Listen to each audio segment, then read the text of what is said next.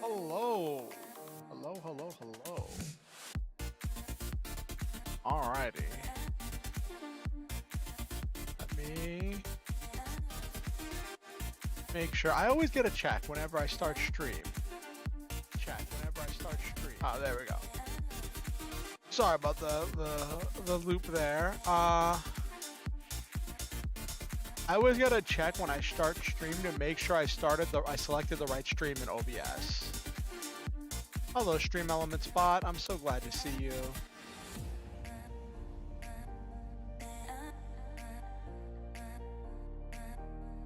Alright, let's share my...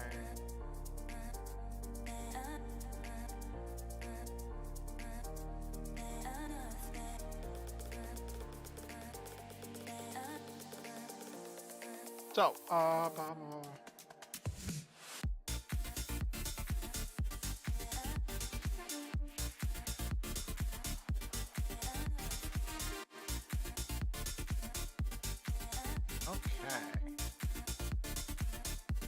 So, the holiday season was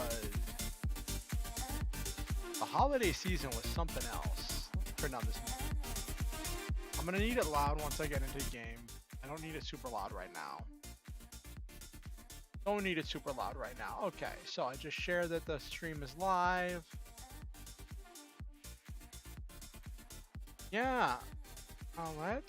Let's hop in.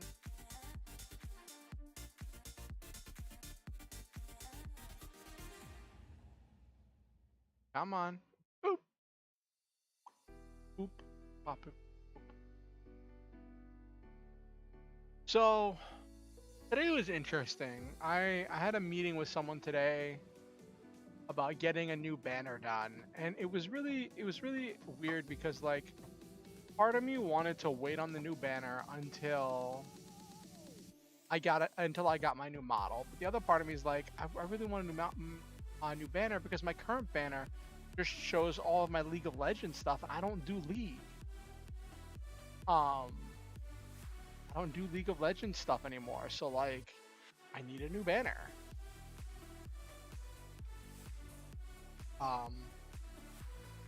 So that was cool, negotiating prices and stuff. And the artist I was working with, they were really understanding with my time, with my money situation and my time, and it was just a really good meeting. It was a really good meeting. In case you didn't notice, we're not doing the holiday stuff today. Got stream beats, EDM mix pumping today. See if that gives us a little bit of hype for today's stream. Because I just wanted to have a little bit of background music. Like I like having some background music that's more than just the game. Like, and it's such a 180 from how I used to be. Because I used to be like, well, I want to hear the game music. I do want to hear the game music, but also I like having multiple like music layered on top of each other. As a cover in case one of them is like DMCA or something. So that way it makes it harder for the bots to pick it up. It might make it a little bit of audio noise. We'll see. But have any of you seen that weird trend that's been like running rampant? Not running rampant, but people have been talking about it on Twitter, where some person was like, I don't think I should have to like pay my video editors. That's what this person was saying, that they didn't think they needed to pay their video editors if the editor was small enough and was unproven enough. And I was like, hold on. Like, I'm 2 steps above homelessness and I still am going to be paying the editor that I've contracted. Like, are you kidding? Is this some kind of sick joke?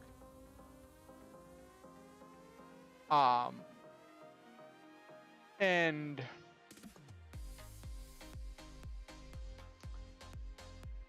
it just breaks my heart because like in the post that started all that entire conversation, right? This person was like messaging their editor, was messaging this editor like, yeah, I have friends big and small. I think this would be a great grow together situation.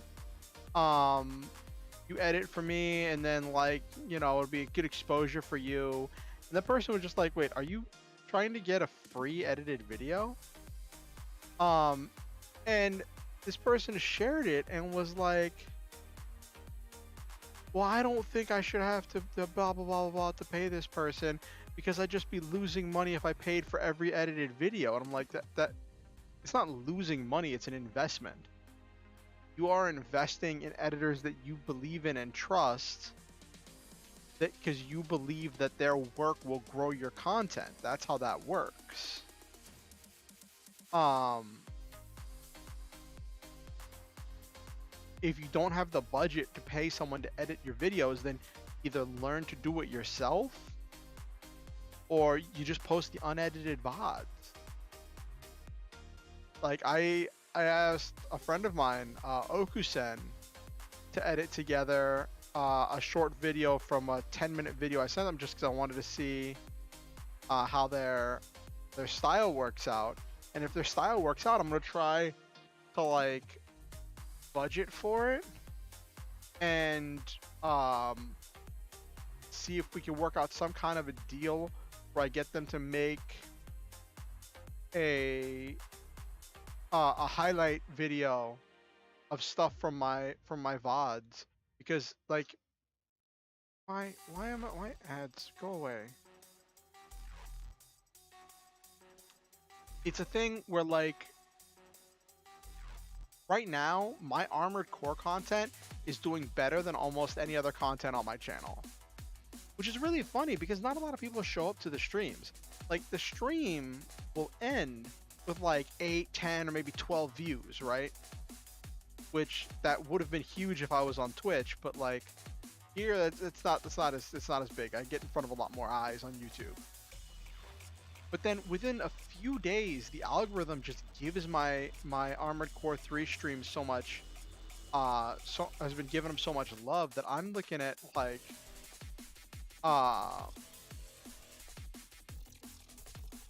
my first Armored Core 3 stream is sitting at like 70 some odd views. My most recent stream though has the highest watch time though. So that's definitely interesting.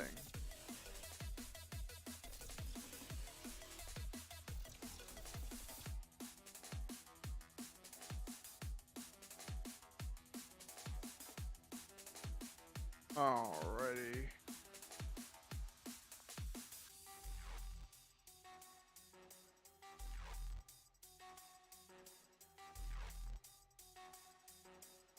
So how's everyone's Christmas? I know we were kind of talking about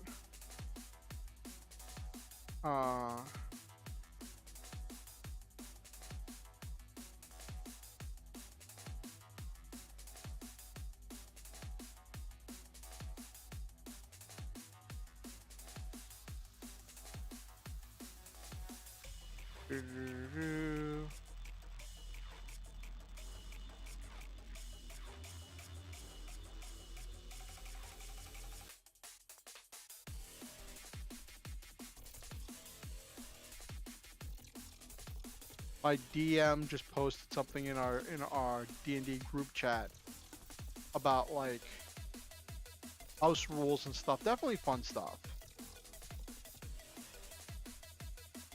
Which it's always nice whenever your DM is so dedicated to like building these story threads and these quests. Our DM for our D&D game is always building these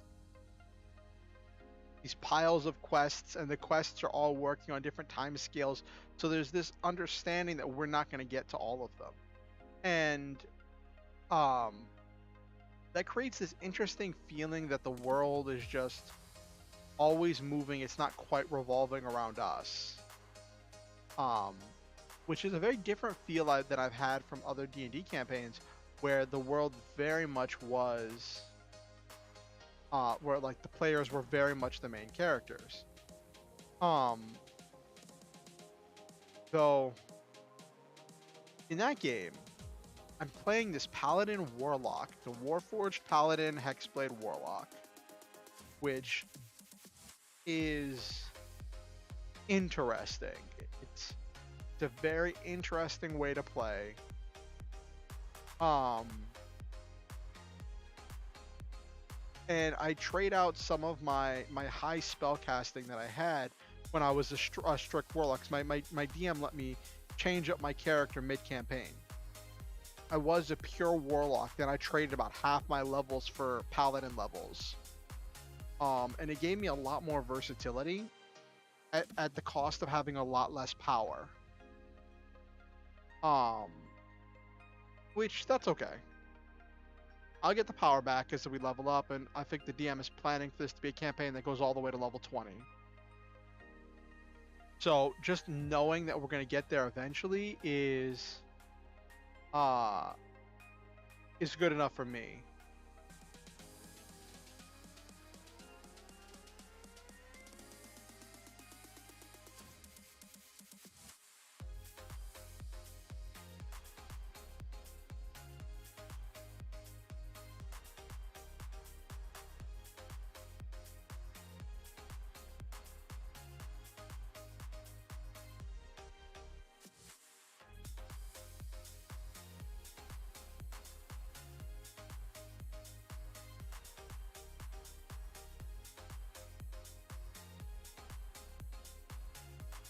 Yeah, so it's been interesting seeing how this has kind of gotten a lot more eyeballs. I'm hoping I don't know, I'm gonna try doing a thing partway through today's stream where I stop to say, hey, don't forget to subscribe if you like what you're doing. Um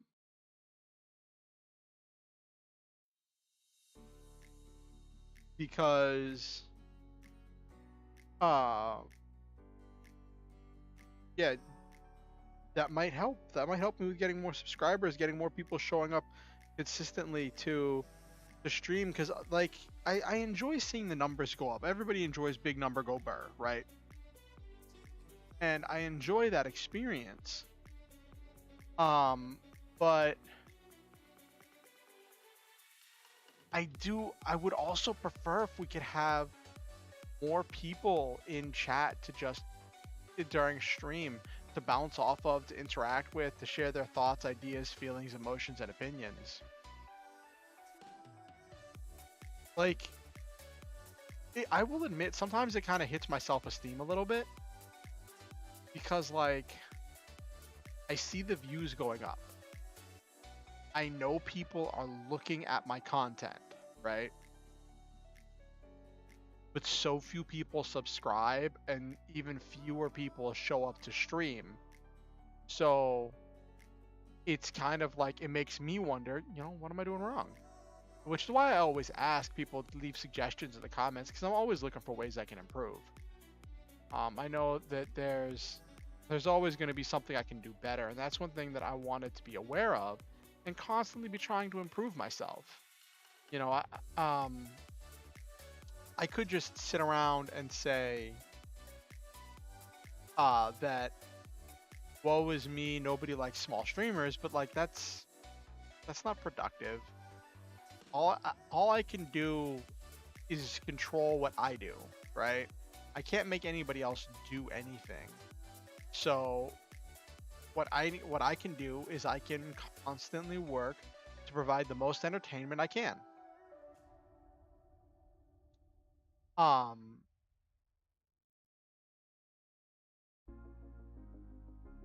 There's also this other game system I've been learning, right? This other tabletop role-playing game system I've been learning that I'm thinking about running a game for if I can get a group together that's willing to play a new game. It's still in testing, still in production. But it's a tabletop role-playing game my friend is producing.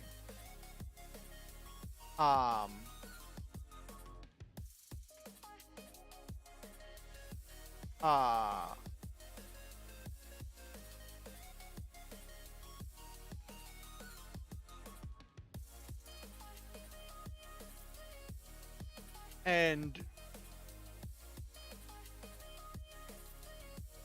what was I saying? I completely lost my thread of thought because I always am scrolling during this period of time. I'm scrolling through Twitter to see if there's anything cool to talk about during this intro sequence. So just to give you an idea of how we do things, normally for the first like half hour or so, we do kind of a just chatting where we just chit chat, talk about stuff, hang out, and get things started. Then we have the gameplay portion or whatever the main portion of the stream is.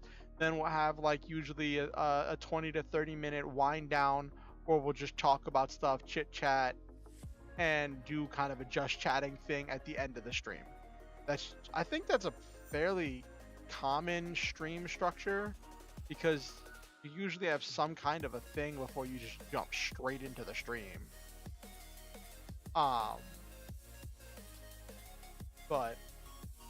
And that's also one of the things that, like, once I get highlights made, it would edit out a lot of that intro and exit stuff. That's also going to be the thing. Like, when I don't know that I'm going to be able to budget to get more than one video made a month. So that means I'm going to have to pick one of my streams, and I stream 2 to 3 times a week. So I'm going to have to pick one stream that I think is really good and get it turned into a highlight. Which, that'll be interesting. That would definitely be an interesting challenge. Why is Republican Jesus trending? I'm not going into it. I'm not delving into it. No, I refuse.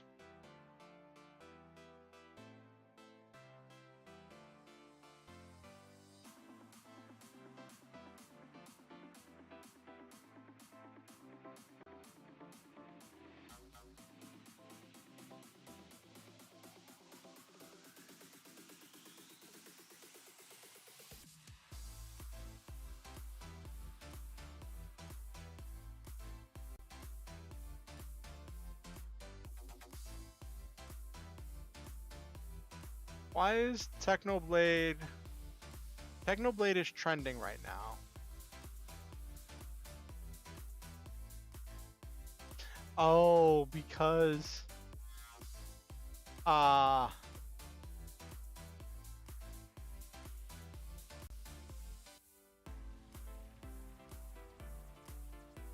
funny. So for those of you who don't know, there's this YouTuber Technoblade who was an absolute legend. And he passed. And it's always sad when a media personality passes because it's like the fan base has to grieve and has to move on.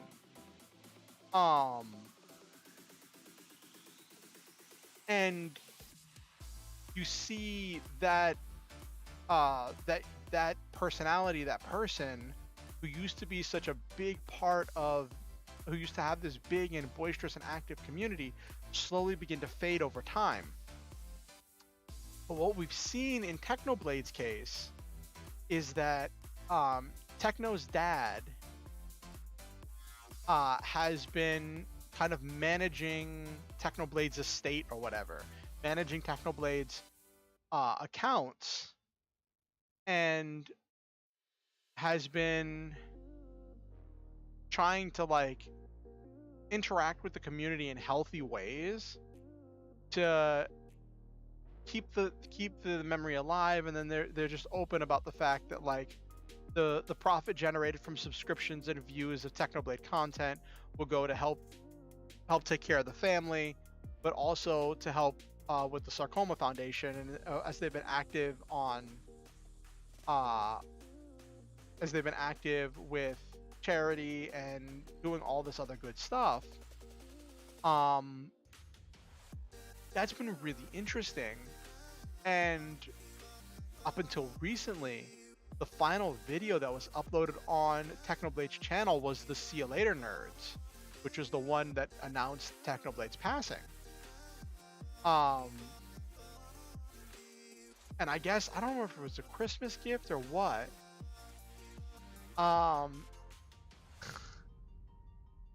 but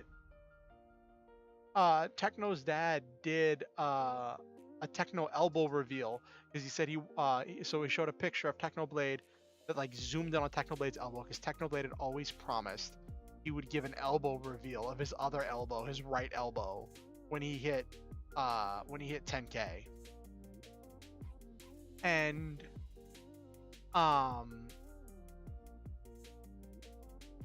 so his dad made that come true for all of us by showing us a picture of him with the elbow. And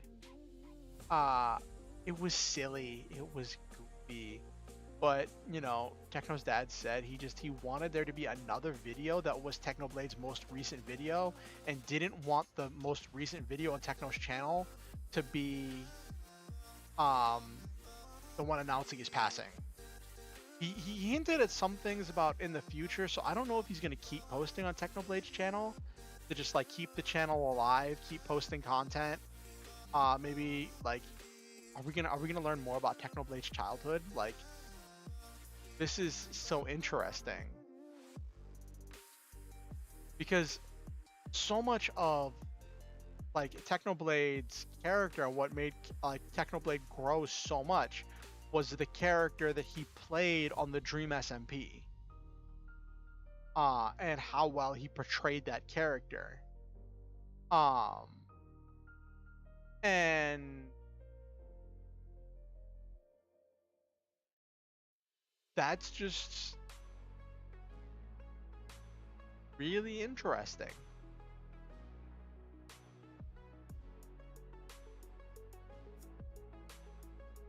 Huh. I've seen no sign of Silva or Nabiru. Maybe they're busy with holiday stuff. I was gonna ask Nabiru how their holiday stuff went.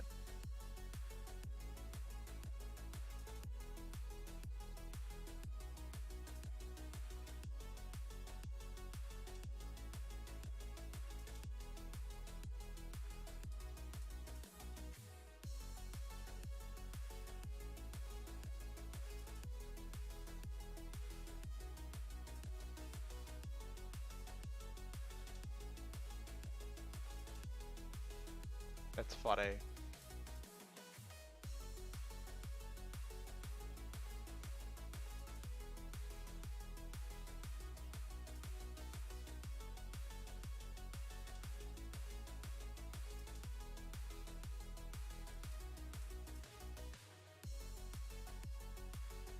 All right.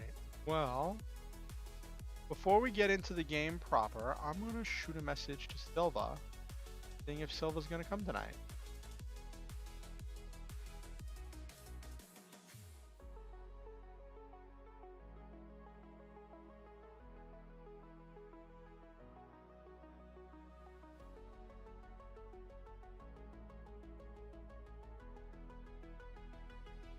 Oh, that's so funny. Someone made a mod, I presume for Monster Hunter World, probably for Iceborne, to add in the Bulldrome and Bullfango.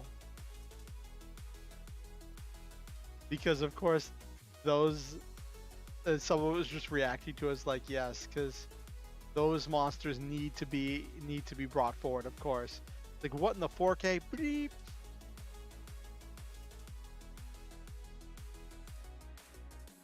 Because yes, of course, those need to be brought forward.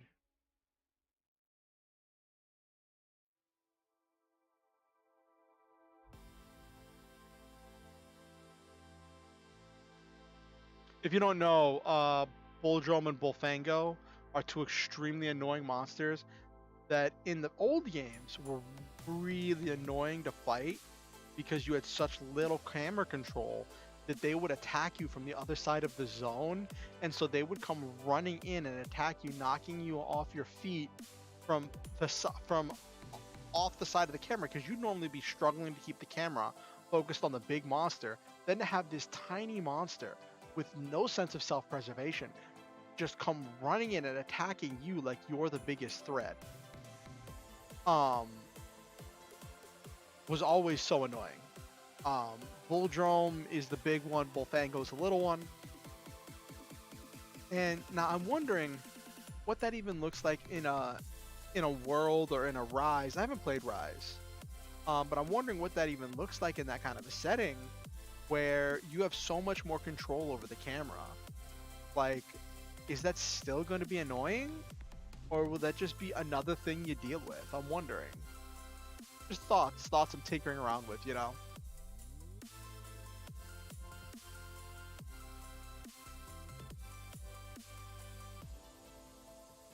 So, what is this?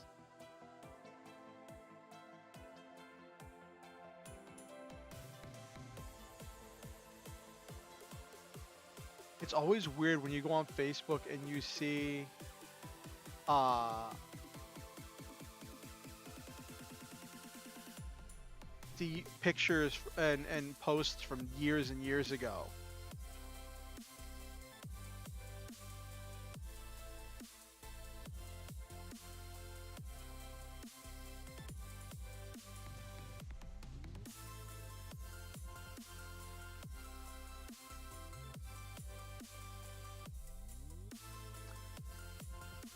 I don't know. I've gotten used to having someone in stream, so like, I don't know if I'm using Silva as a crutch or what.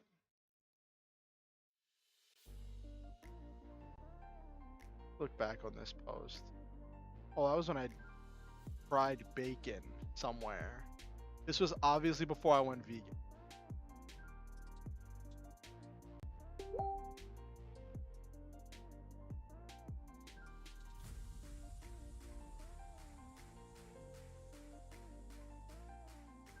Aw, Silva's not feeling good.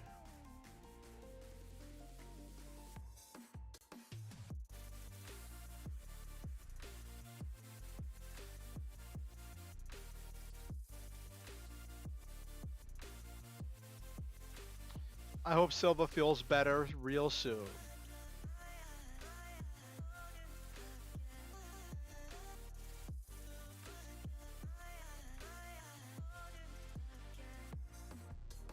Okay.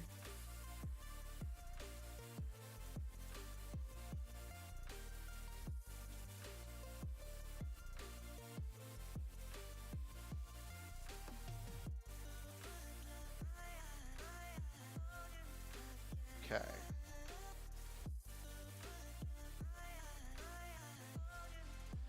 Ooh, it's a cool meme. One person says, eating alone in a public restaurant is another whole new level of loneliness.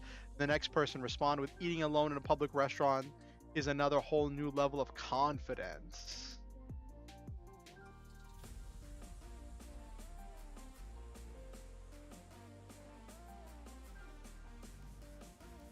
Oh my gosh. See, one thing I love about Facebook is the memes.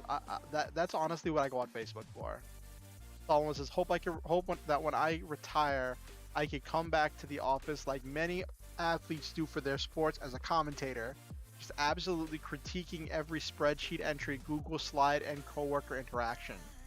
I think that's coming back as an analyst or as an advisor. So I think people actually do that. I'm like 90% sure people actually do that.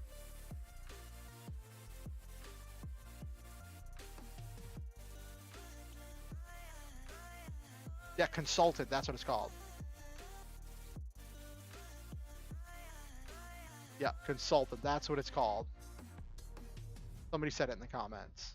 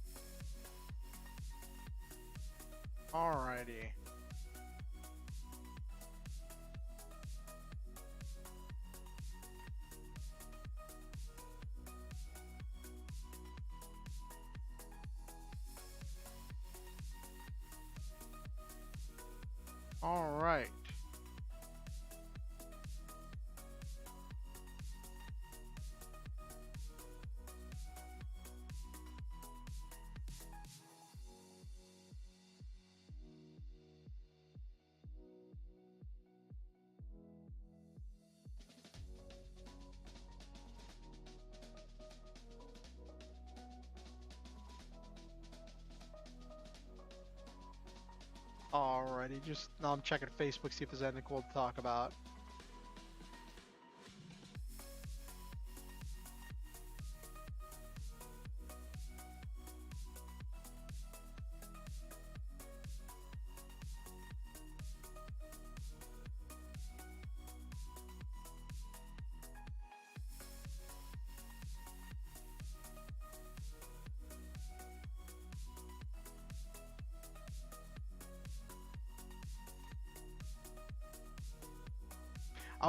When I was talking to my artist friend today about like commissioning art and stuff, I started talking about um like some of my medical stuff, and they're like, "Do you just have really like next level ADHD, or do you have something worse?" I'm like, "I think it's just next level ADHD.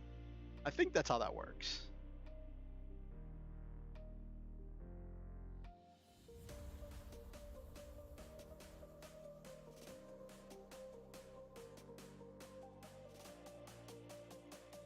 See, okay, I just saw this post that like really annoys me, right? And it says, if you think you were smarter than the previous generation, 50 years ago, the owner's manual of a car showed you how to adjust the valves. Today, it warns you not to drink the contents of the battery. Chat, chat, listen to me. The only reason that they would waste the ink to print that you shouldn't drink the contents of the battery is that somebody did it before somebody was doing it before they printed it in there, which means someone in the previous generation was drinking the contents of their car battery, and so they had to put it in the manual and say don't do that. That's how that works. Just because they print warnings now, the fact that they print warnings now means that someone was previously doing it. It takes time to print these manuals. Oh my gosh, people annoy me. I don't know why. I don't know why.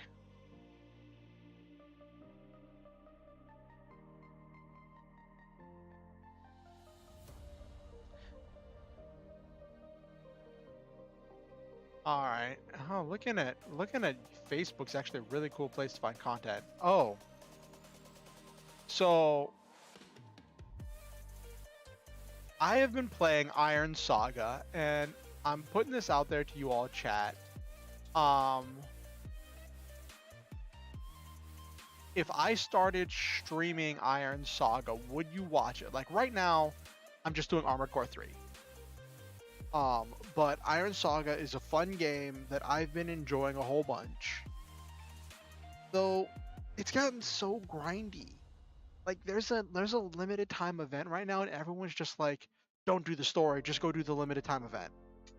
And then I'm like, okay, and they're like, if you do the limited time event, you can grind out a free version of these rare giant robots, right? And I'm like, okay, but I pulled one. It's like, but you need a duplicate in order to upgrade, which that's not something I'm used to, right? Um, and so I'm like, okay, but then I actually looked at it, and I have to do these missions like 400 times to to unlock the opportunity to get one of the units I want, and it's 900 times to get the other one. And I'm just here like, yo, I just want to enjoy the story, play the game. Like, what? I am not here for this, like, getting dragged through all this stuff. Like, it's mind bending.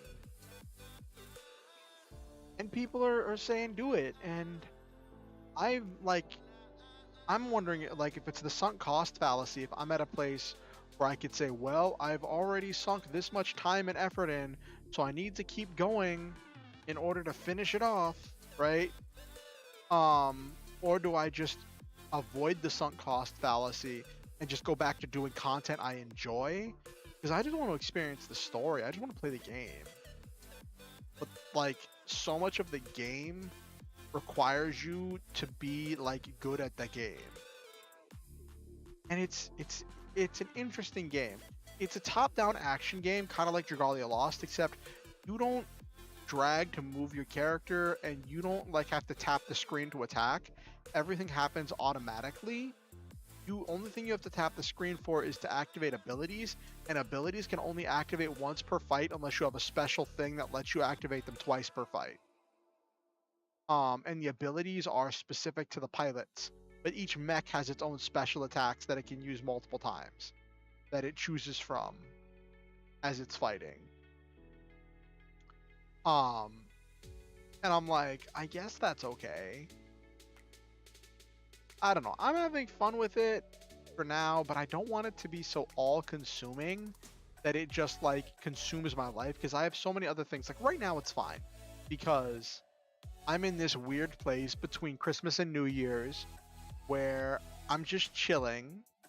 But once I'm doing more video, no, not video editing, once I'm doing more like editing of my novel and revisions of my novel, then like I'm gonna be really focused on that. And I don't know if I'm gonna have time to keep struggling and fighting with this mobile game. I downloaded it on my computer so I can play it on my computer too, which is why I'm thinking about streaming it. I'm not starting over. I'm not gonna start the story over. But I don't know, because I'm not gonna be playing the new content. I'm gonna be playing the years and years old content, because the game's like 3 years old. And so the story content I'm playing through has been done forever ago. So it's not gonna be anything new. I don't know. I got lots of thoughts. I think I'd probably just do something like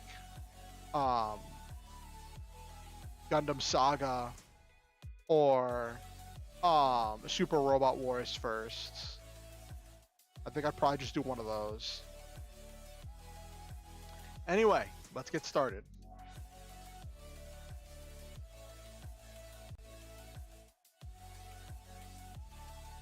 Grab my controller.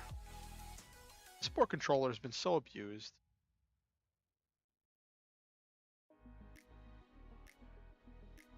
Hey Silva, how are you feeling? You said something about not feeling super great before.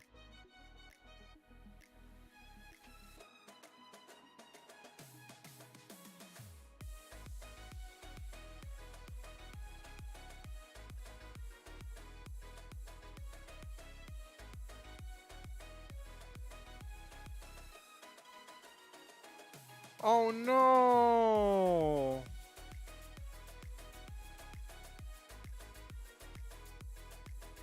Well, that's really sad. That really sucks.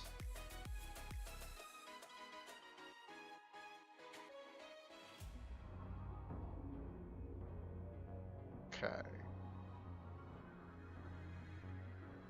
That really sucks. I'm sorry you're struggling with that. That sounds really frustrating, honestly.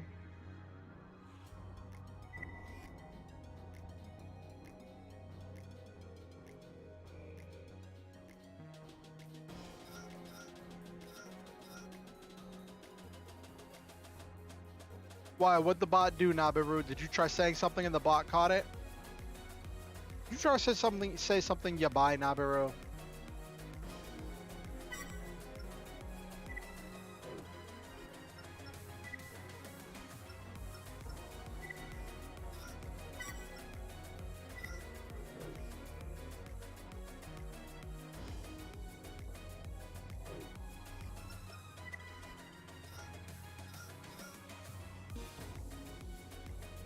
I tried calling an ENT, but they were closed. So we'll call tomorrow. Hopefully it's something fixable. Oh. Oh, you tried to ask me a question. What did you want to ask me, Nabiru?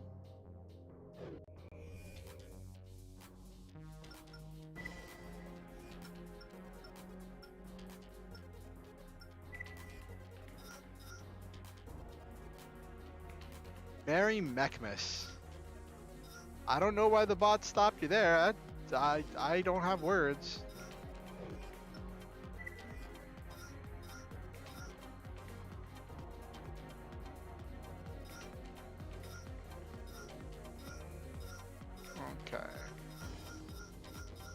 I had a pretty good Christmas. It was very chill. I didn't go out anywhere. Maybe, I don't know. But yeah, it was a very chill Christmas. Didn't go out anywhere.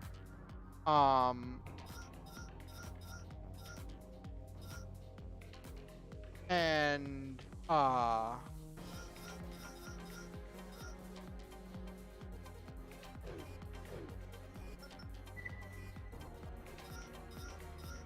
then I ran a game.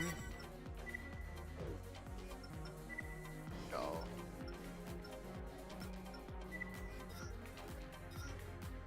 There we go. That should do it. I ran a game of Lancer, so it was definitely a mech miss, and I did okay.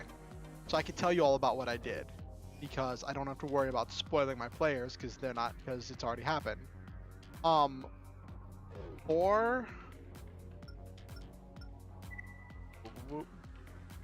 For the Christmas session, we did this thing where so it turns out Sir Isaac Newton on the Gregorian calendar, which was the calendar that was in use when he was born on Christmas Day, December 25th, right? But in the common era, the modern calendar, his birthday is January 4th. So I said, okay, in a sci-fi future, what does Christmas look like? So I said, what if it's Newtonmas? Because I heard that that's something that some people like to tongue-in-cheek celebrate instead of Christmas, right? So it was a celebration of Newton and all of his and the scientific discoveries he left behind for humanity and all of the gifts science has given humanity. And to celebrate this, everyone gives gifts to their friends, and there was this whole convoluted adventure where the players had to save Newtonmas, and defend a workshop that was building lots of toys and trinkets that they were going to teleport during this magical 2-hour window when all the blink space fields were in alignment so they could teleport to every house on the planet. And they were going to teleport all of these toys for the children and trinket presents for the adults. And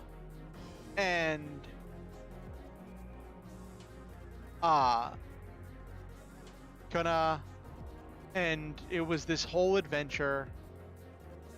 And then at the end, so I originally was gonna save it for the session. I wasn't gonna tell my players about the whole Newtonmas idea until the session, just so I could get their reaction right then and there. And then one of my players asked and was like, "Hey, if we're doing Christmas stuff, my character would totally be buying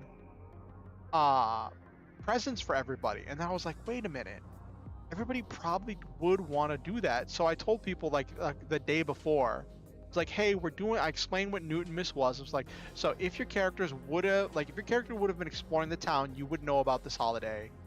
And if you think your character would have bought gifts or presents or done something to celebrate, you can start work on that now. And even with just a day, a lead in, my players came up with such creative gifts to give each other's characters. And one of the players even said they were getting like emotional and caught up and like moved by these fictional gifts that they were giving each other's characters.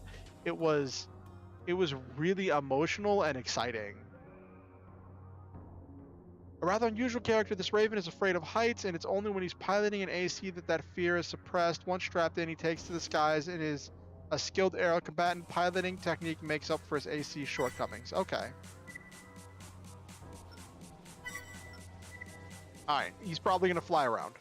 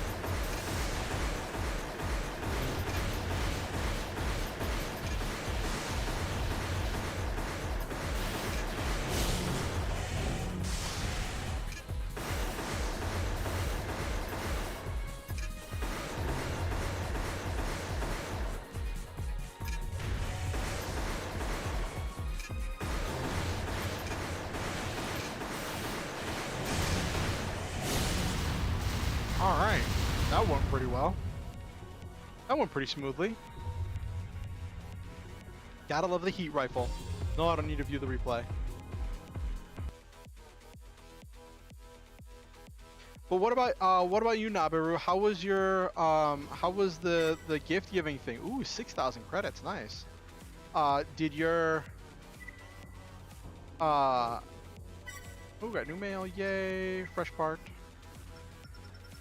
Did your friend really enjoy the present you got them? Did they have fun with getting it open?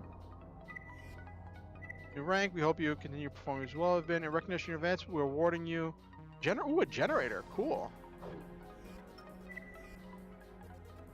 It was fun. I enjoyed watching my family suffer as they tried opening my evil wrapping. Oh, that's adorable. We'll be facing each other soon. Don't worry though, I'll be in top form. Your defeat should be quick and painless. Oh, that's nice. That's friendly.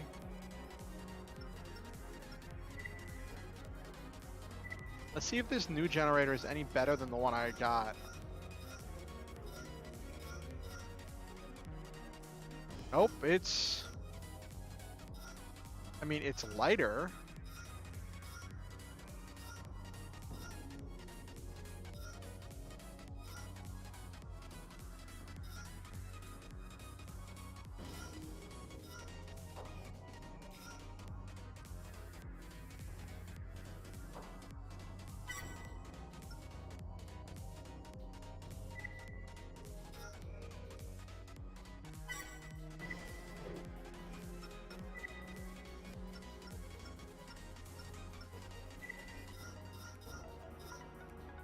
Okay. Alright. Boop. Uploaded a cringy festive AMV2 before the real life holiday stuff. Oh, that's really exciting, Nabiru. Let's get...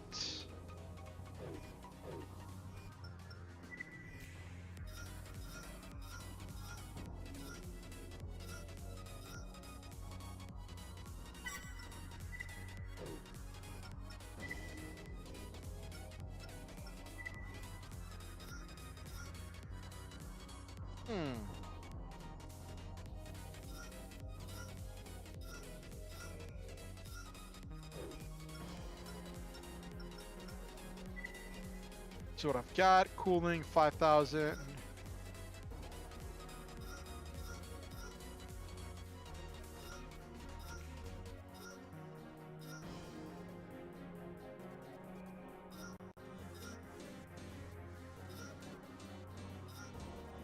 Slightly more energy drain, but vastly better weight, but I don't think I'm that close to being overweight.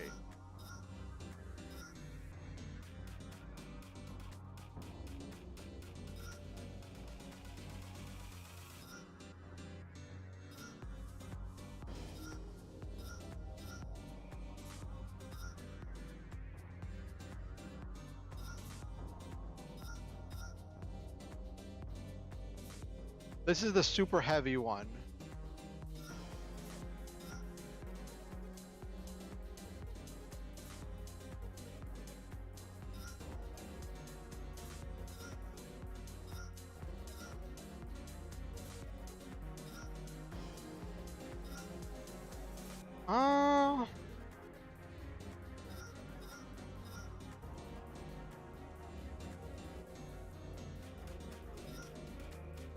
It uses a little bit more energy, but it's vastly lighter. I don't think I'm nickel and diming my weight that much right now.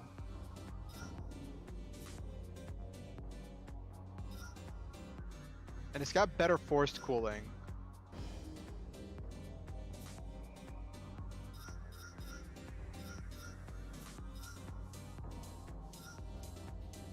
Let's do the, tempted to just buy this big heavy one, this big bulky one, and then just never worry about it again.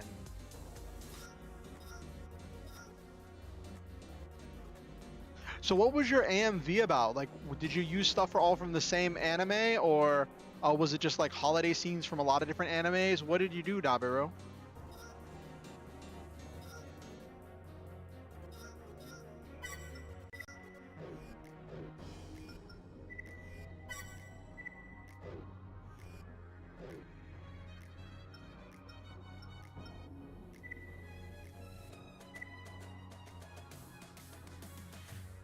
Ooh, this one could be a rough fight because this one's gonna have a lot of HP. I added a few hundred pics to remove the backgrounds, then added Santa hats to each character. Wow, that's a lot of work, Nabiru. A prudent pilot, his goal in each battle is to get behind his foe, thereby gaining the upper hand. Unfortunately, this tactic requires mobility and conflicts with the preferred preference for tread-based leg parts. Unwilling to change, he struggles to advance. All monster girls, animal-eared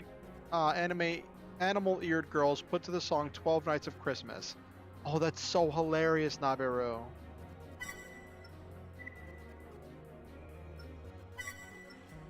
Let's see if I can cook this thing.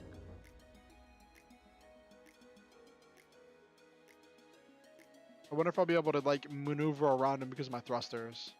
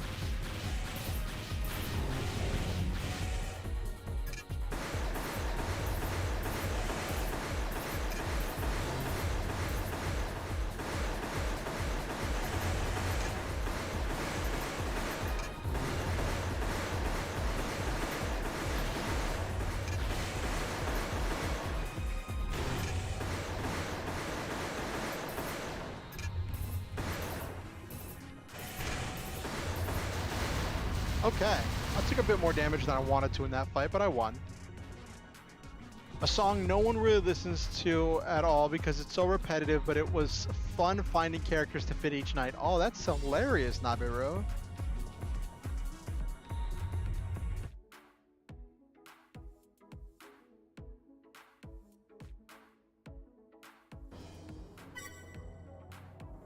Alright, we are climbing the ranks, earning credits so we can build a better machine that we can use to climb through the story. Oh, this is the fixer. This is the one that they warned me about. His innate understanding of AC warfare and tactics and strategy surpasses that of any other pilot, but his own record is surprisingly inconsistent. Were he to apply himself, most believe he would rank among the arena's best. So it looks like he's got missiles, a laser blade, and a high heat machine gun. Ooh, and he's got a heavy frame with an EO, with an extended orbital thingy. This might be a really rough fight. I might need a better radiator for this fight because he's gonna cook me with that machine gun.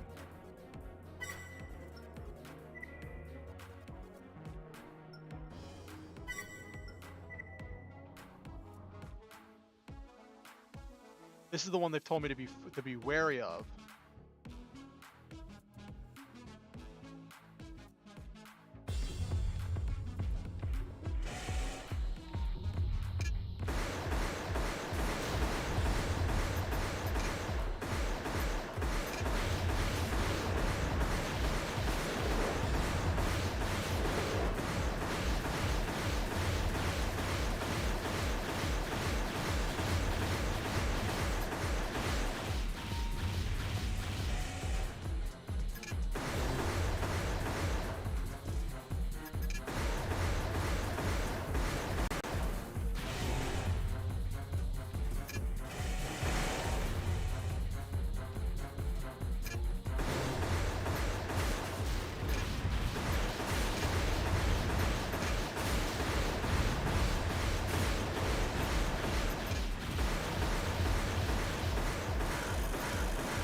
I was worried about that.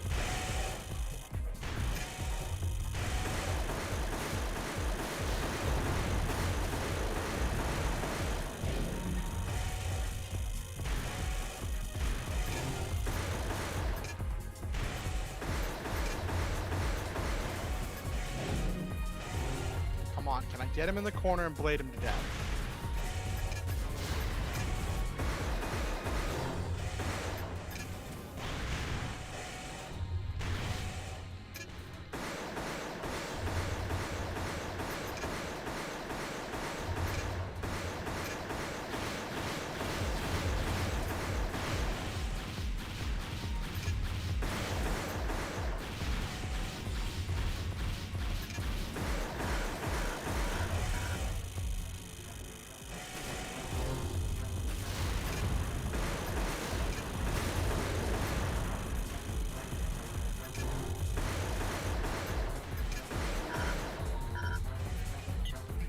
Oh no, I'm dead.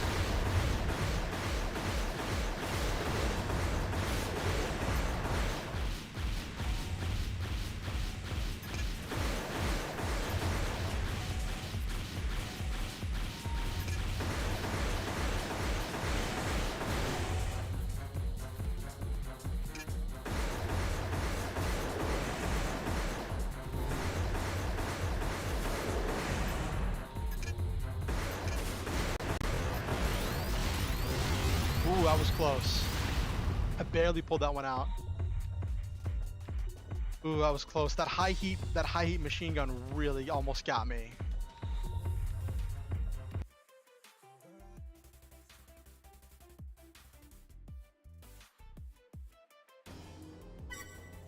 That's the one that everybody told me to be worried about. Let me see if he sent me any mail. No mail, really? After all that promise that he was gonna come for me, not a peep after I beat him. Okay. Let me save what I've got so far.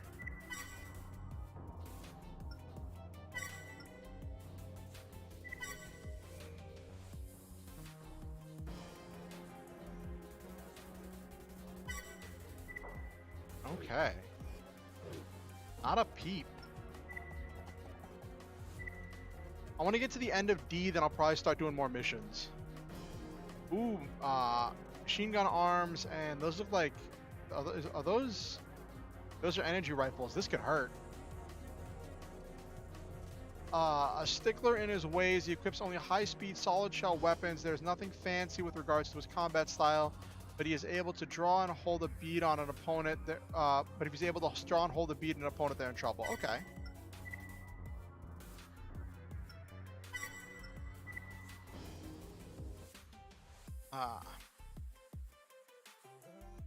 Let's see if I can cook him with this rifle.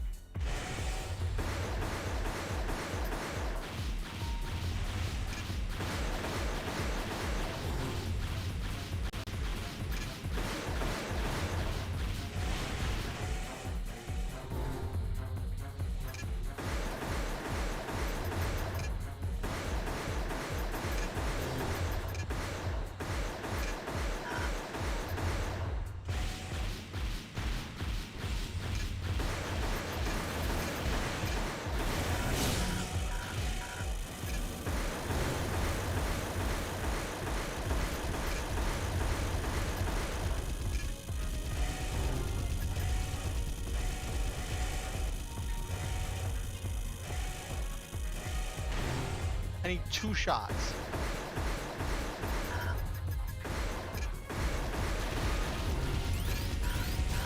Oh my gosh, he had less than 100 armor.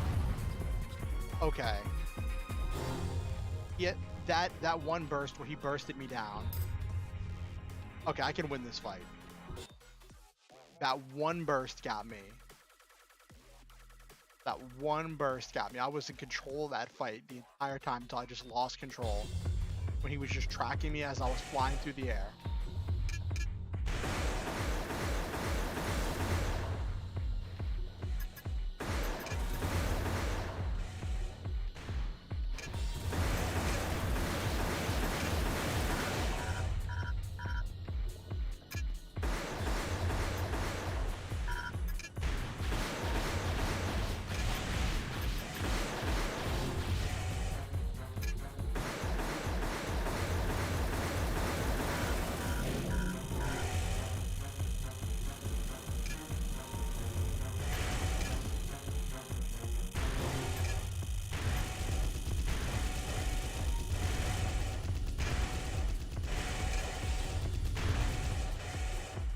I'm gonna need a better radiator for this fight.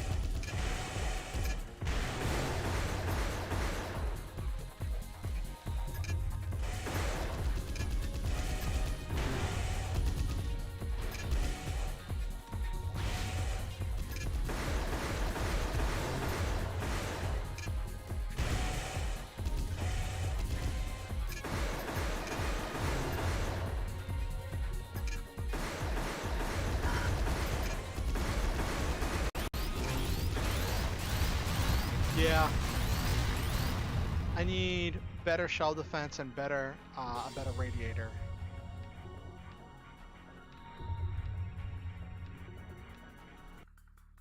Alright. Well, hit my first wall. Not really a wall. That wasn't a bad fight. I almost had it the first time.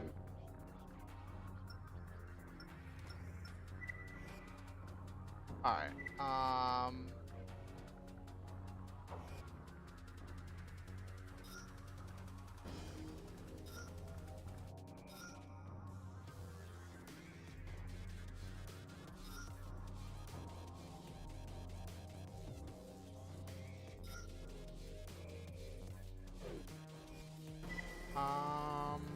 Alright, let's get a better radiator.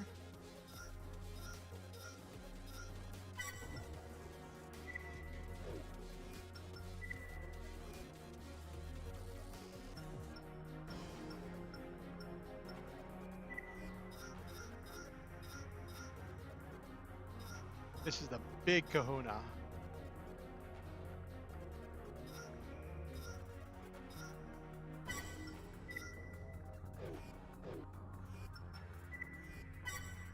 Alright, how am I doing on weight? Yeah, I'm doing good on weight. Energy consumption's a little bit up.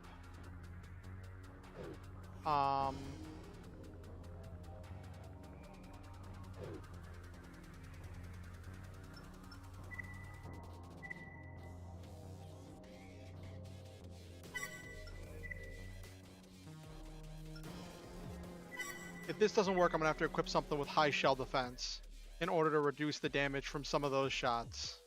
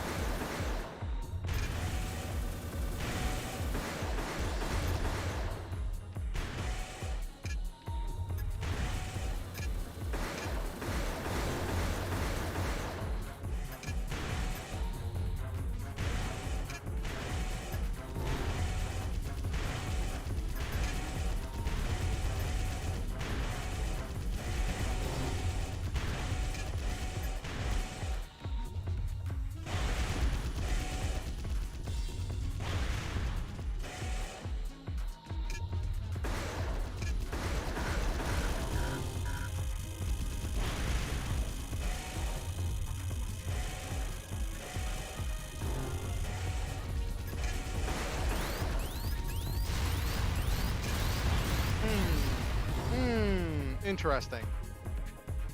Interesting tactic. So the increased radiator didn't do a whole lot for me. I was in control for most of the fight. But then I just lose control as soon as he switches to chain gun.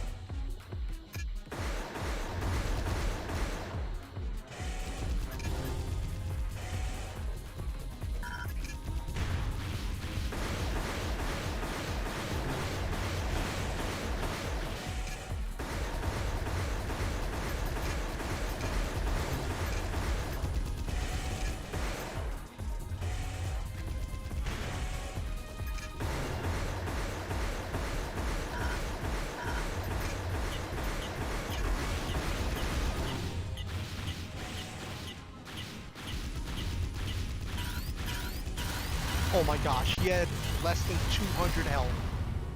That was so close. If I hadn't lost my charge right there, I would have had that.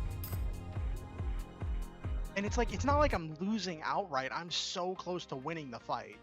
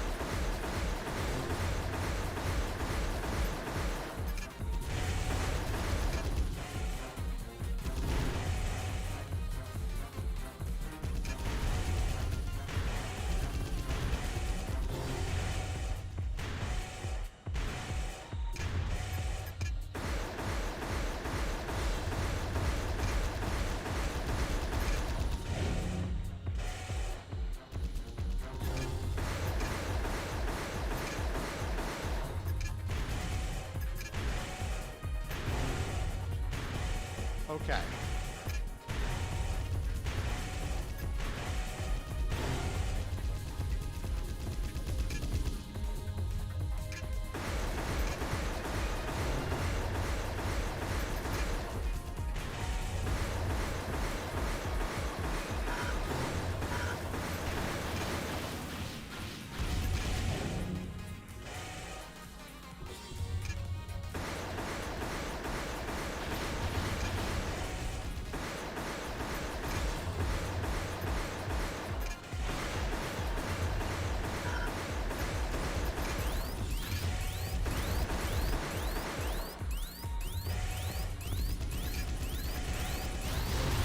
I get so close.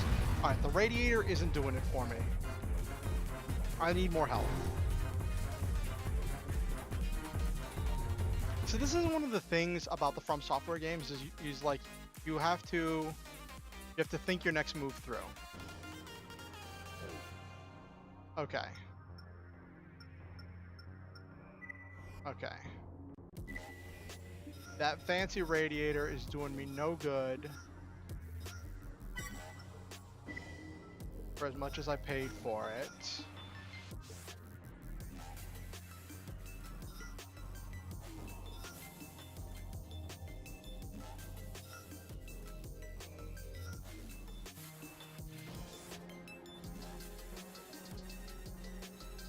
Let's get a better head.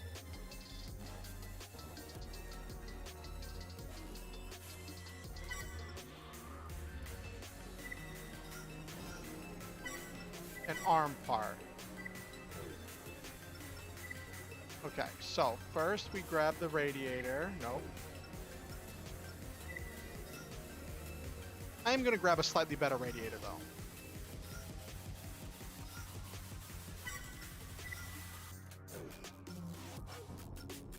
Okay, arms. This is what we got. Shell defense is 356. Nope.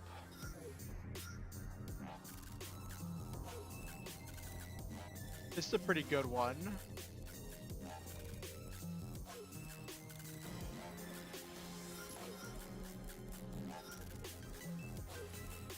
Energy drain 1,000. Armor points 16.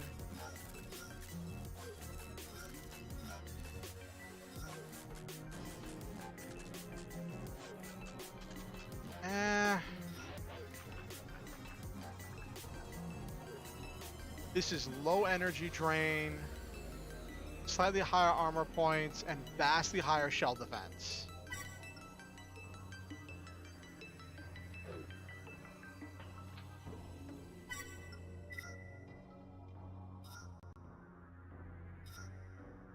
Alright. That's too heavy. Alright. Let's see what we got here. 154. 350 energy drain, 780.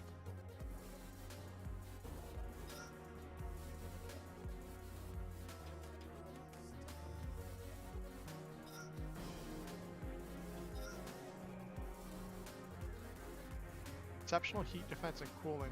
What do we got?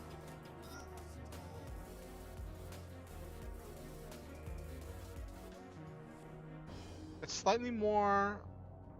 Get slightly more.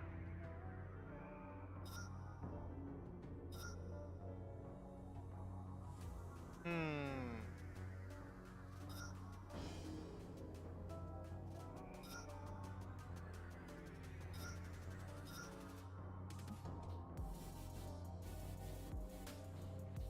$177 for defense shell. 154. 780.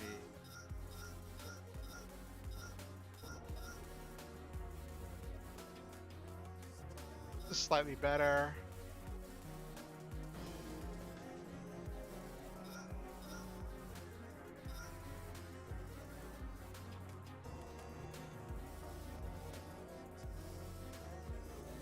Ooh.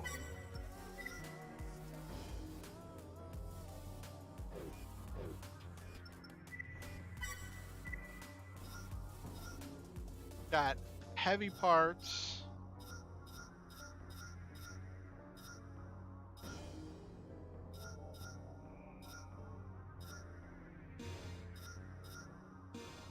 Okay.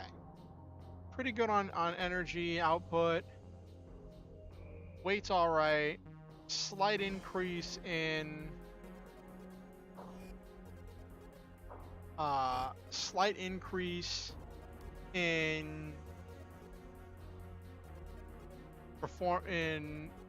shell defense.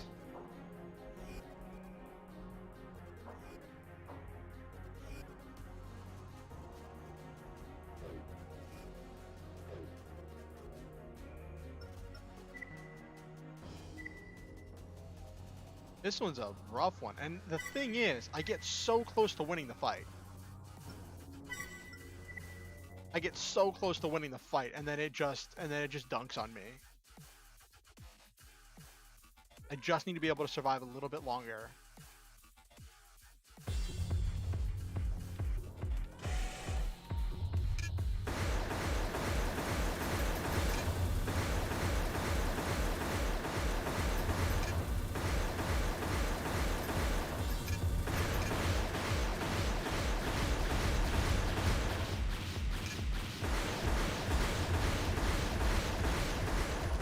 Why did it stop moving? We're both on fire.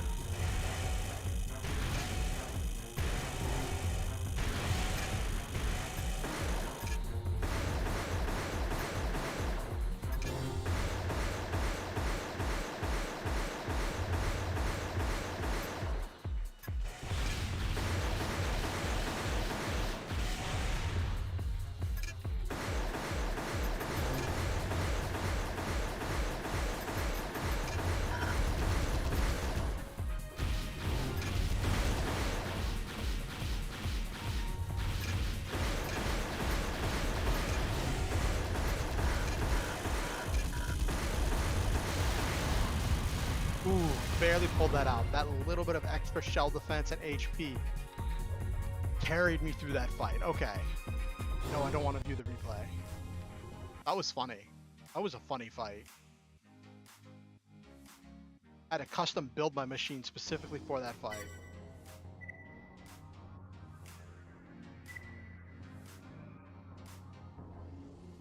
Ooh, this one's going to be rough. We got missiles. Rockets, looks like a sniper rifle and a blade. Excels in both close and mid-range battles, taking advantage of AC's mobility to keep opponents off balance. The sniper rifle equips was chosen for its speed, not range. He uses it only when a target is locked and the hit assured. Ooh. I'm gonna keep moving. And I have high shell defense, so.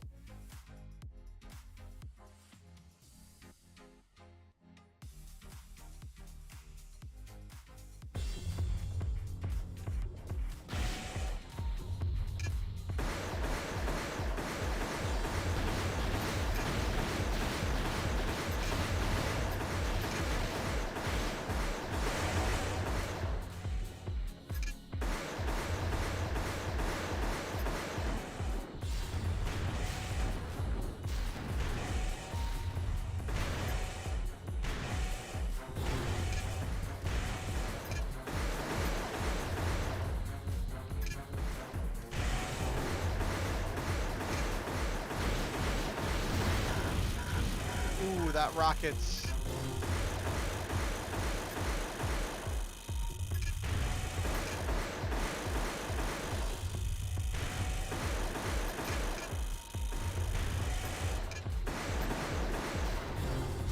Cannot let that rocket hit.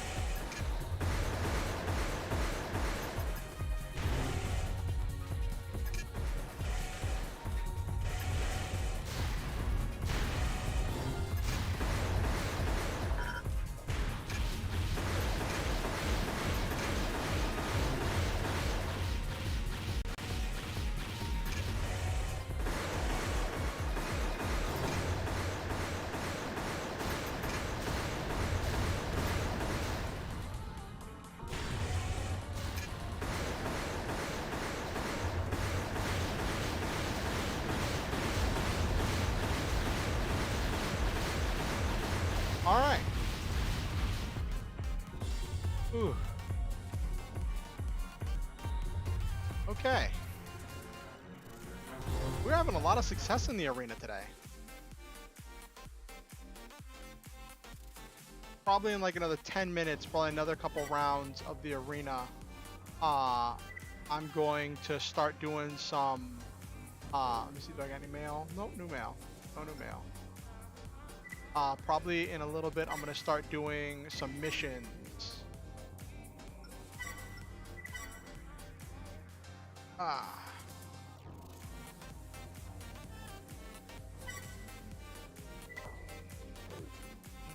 Okay.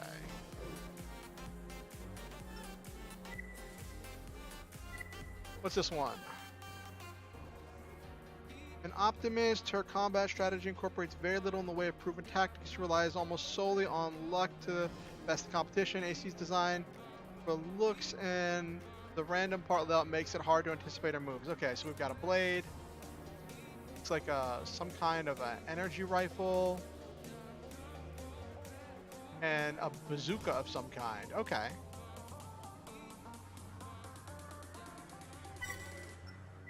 See what you got for me, yellow boat. Wonder if you're going to be anything like a yellow submarine.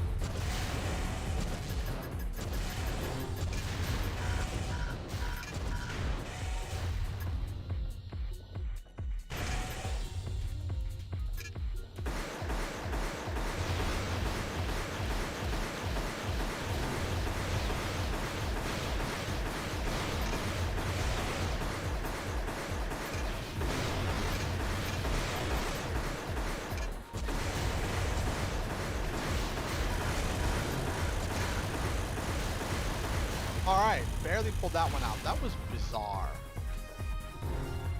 That was bizarre. That was a bizarre fight. Like, I didn't know if I was going to pull that one out or not.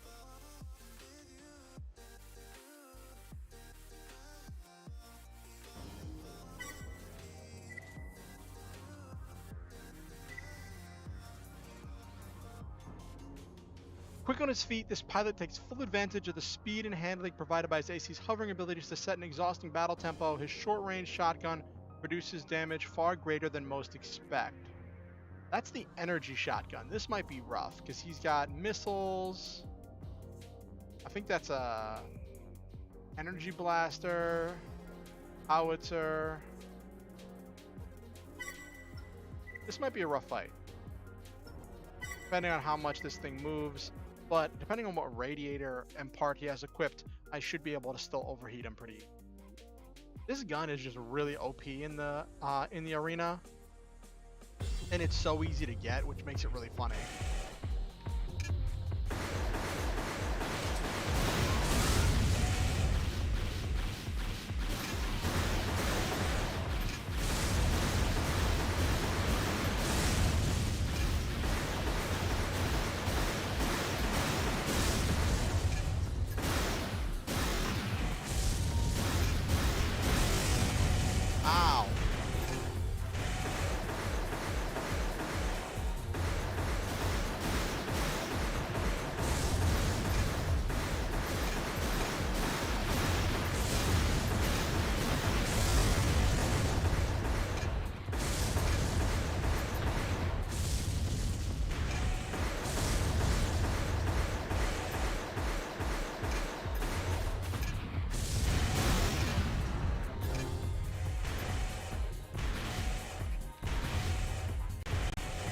He has a lot of armor for a hover unit.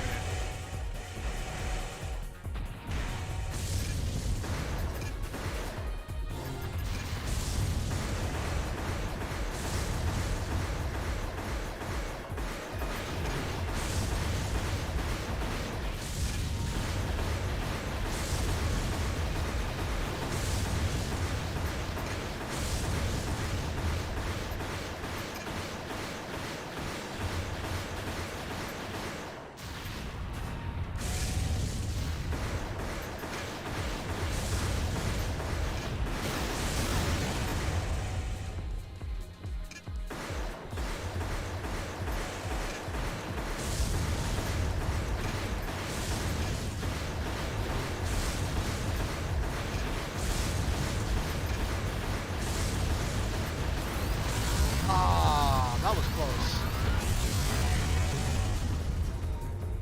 That was close. If I hadn't let him get so close to me, I probably would have won that fight. This might be the last one I attempt before I go to doing missions.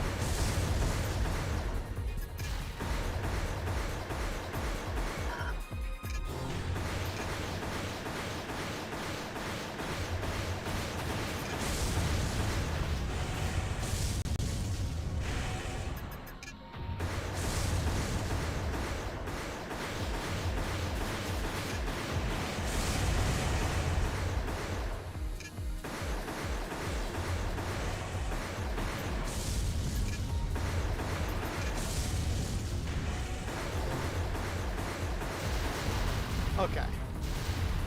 Alright. I think I got time for one more match before I start doing missions. Ooh.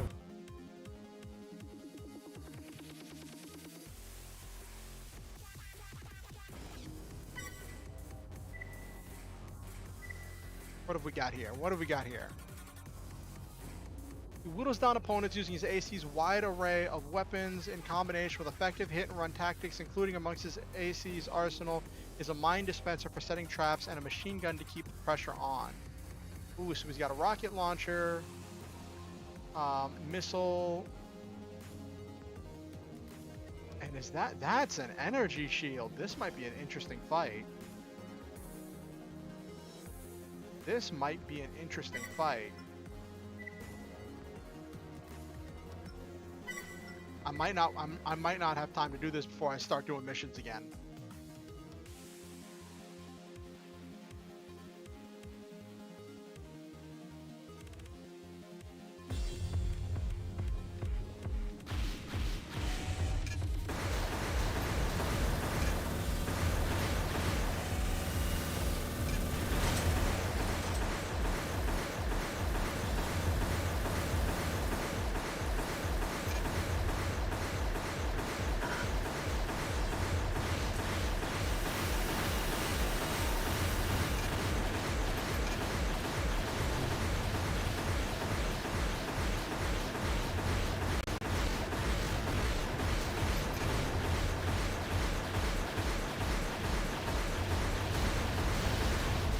That... Well, right at 10 o'clock. Okay. That was interesting. That could have been threatening, except everything he did just kind of stopped going as soon as he overheated. Alright. Got 7 left to climb through to get to the number 1 of D. These color schemes get so cool. The next one's going to be Flare Up. His combat style is rather simple and integrates basic reliable strategies with a single weapon type. He prefers to focus AC with weapon arms and is quite adept at forcing opponents to follow the pace he sets. His tactics are predictable and sound. What weapon arms are those? Oh, those are extra ammo pods for his weapon arms. I think those are extra ammo pods. What weapon arms are those? Oh, I got new mail.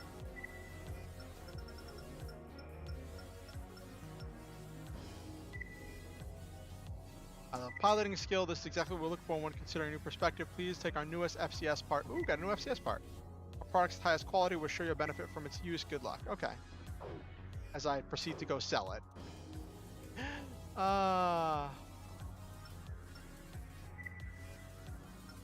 What arms are those?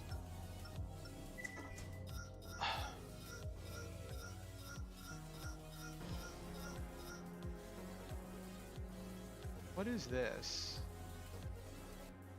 These are missile arms? This thing fires missiles?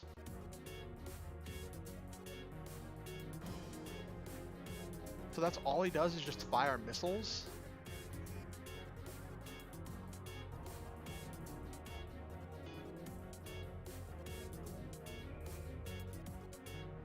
Okay.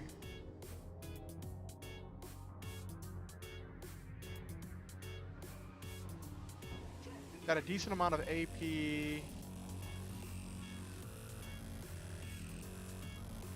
What about the...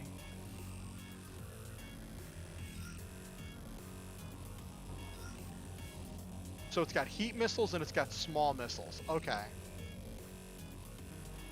The heat missiles do a bunch of heat. The small missiles do a bunch of damage. Okay.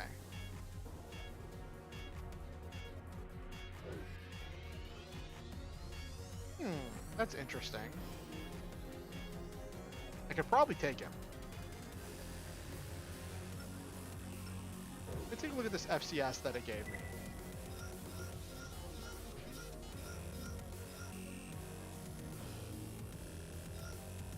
Oh, lower number is better.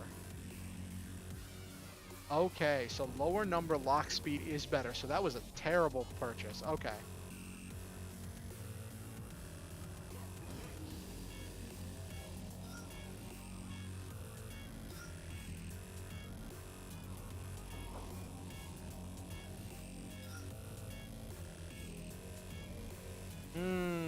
Okay. Say range.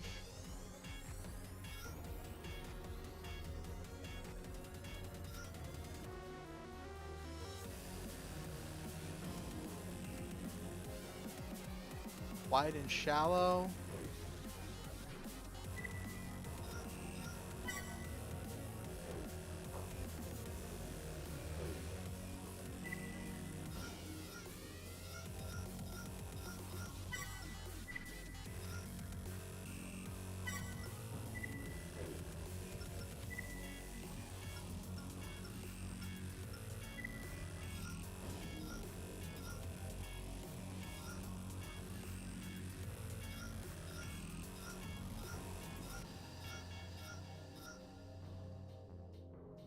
This is a long sight range.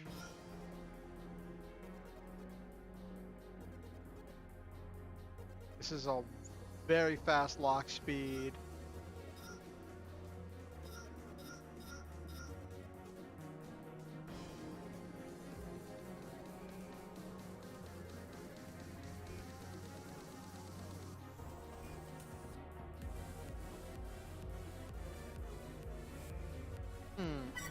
curious to see what this looks like.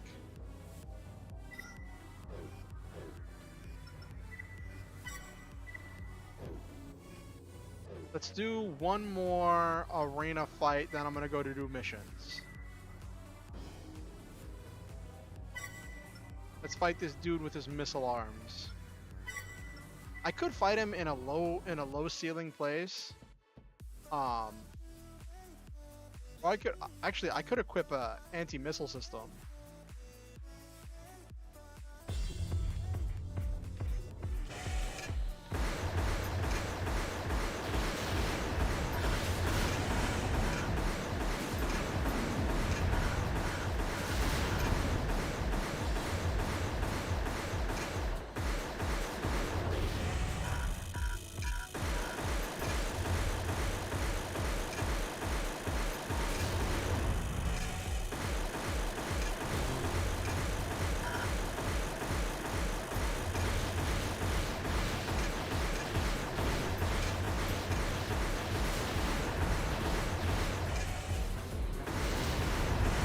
Not liking this lockbox.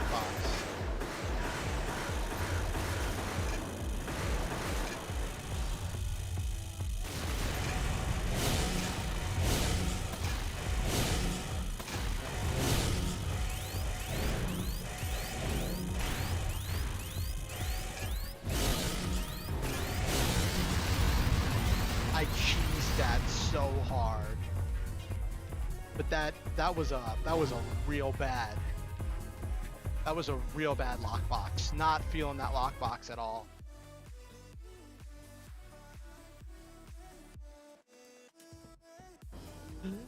$10K, okay. Fragile. Fragile. Why does that name sound so familiar?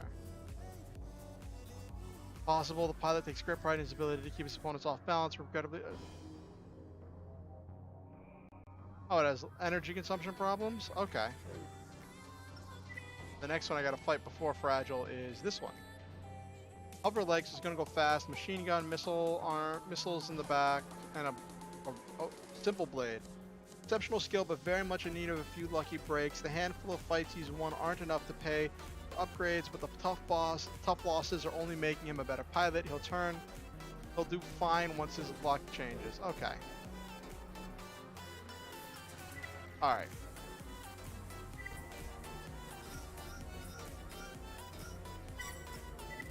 Getting rid of that.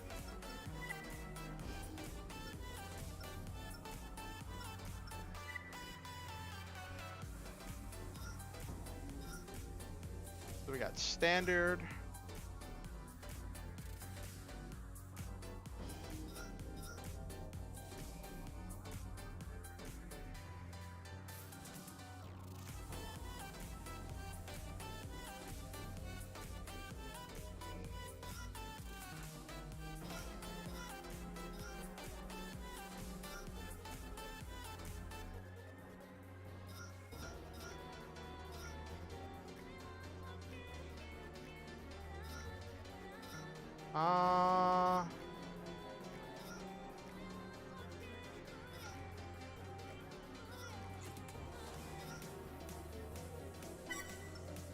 There we go. Okay. I don't know. Do I turn this into an entire arena night? Because I've been seeing a lot of success in the arena. I want any optional parts? Oh yeah, that probably would have come in handy for that one.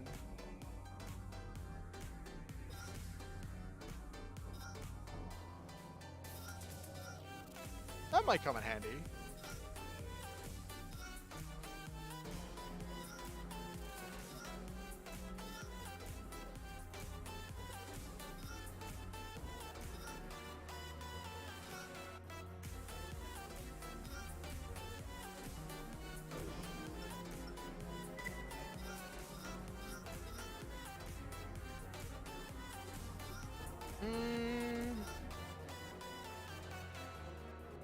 Yeah, let's go explore more of the story and actually have some missions.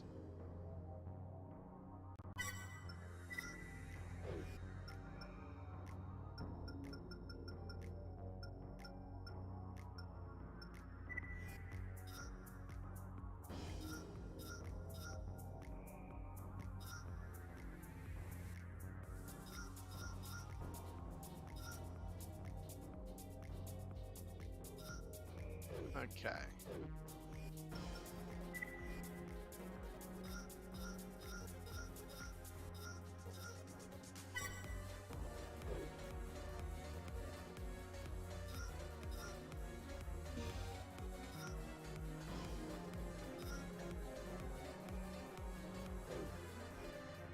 Okay.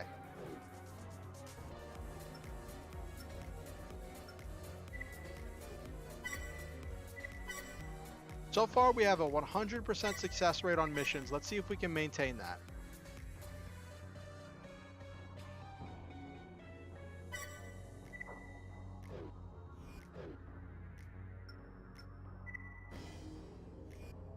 All right. Defend testing grounds, escort transport.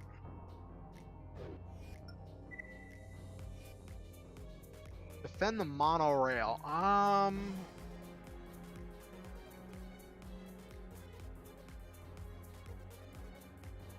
I probably have to defend the monorail as it moves.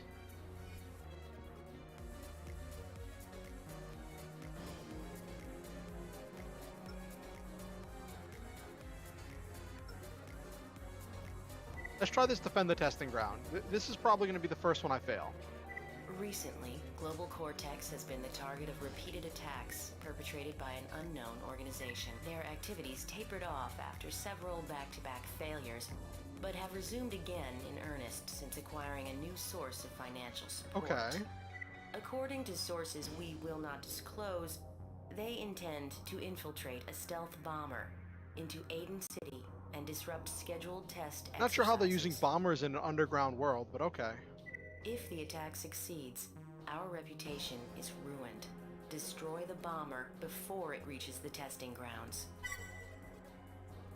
Real quick, let me just do something real quick. Alright. I did a save state because I might have equipped the wrong weapon for this. System engaged. It looks like they've sent an advance element. Take them out.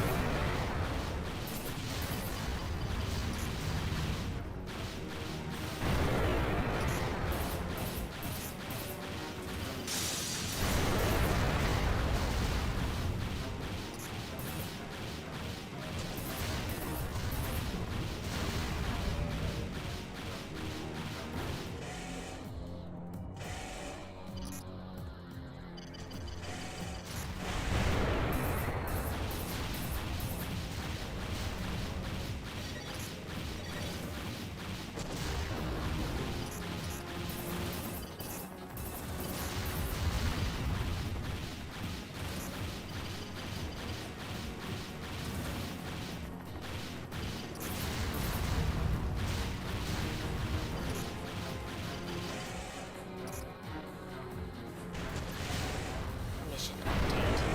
The bomber will be in range in 1 minute. A bomber? Nothing was ever said about that. Can't stop the exercise now. Take out that bomber.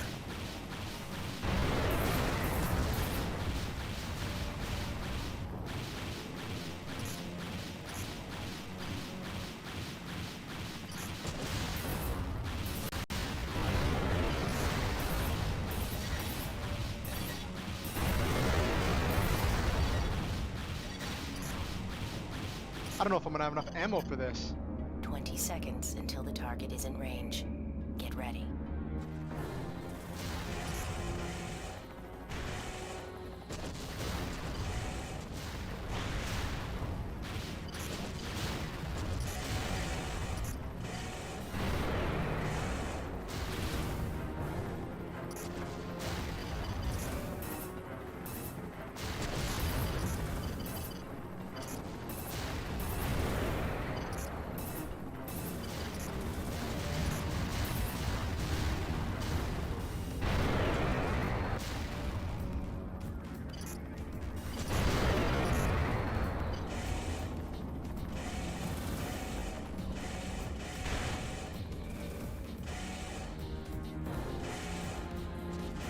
Where's this bomber?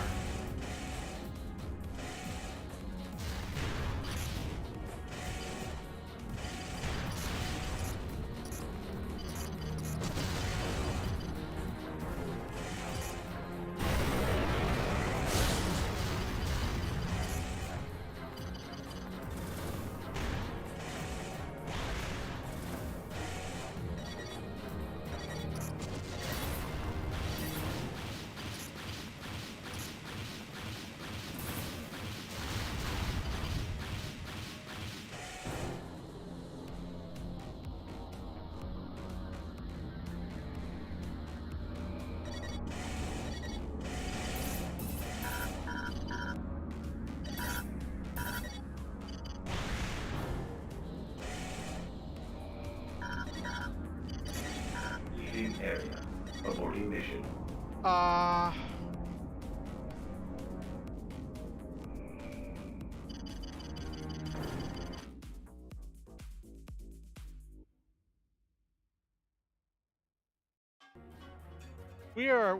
We're gonna save scum this real quick.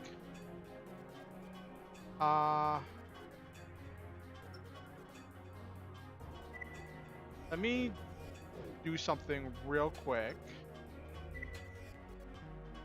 Did I save scum that? Yes, I did.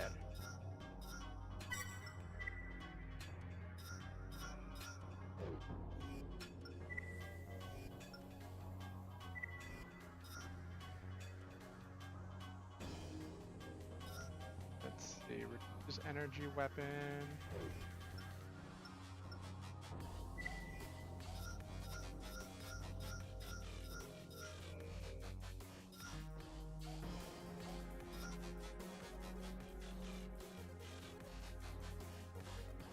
%20 increase in ammo, so I have 100, so that'll be 120 shots.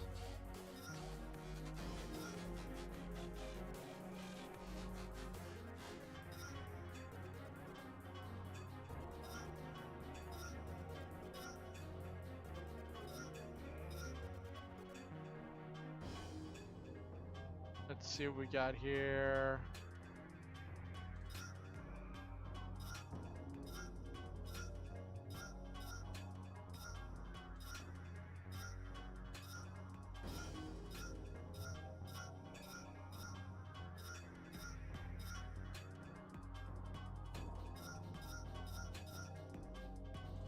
Let's get, there we go.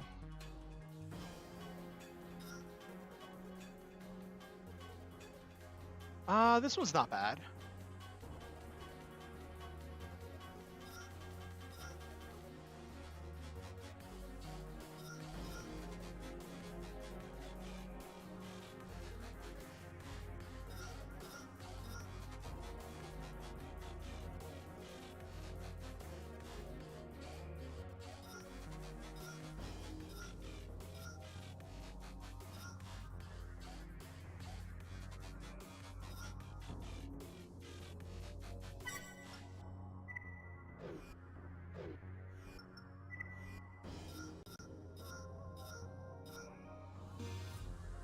Got that. Gonna grab.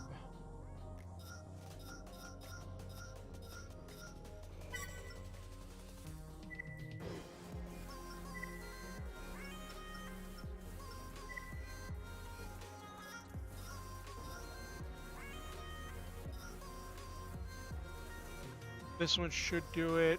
3 locks.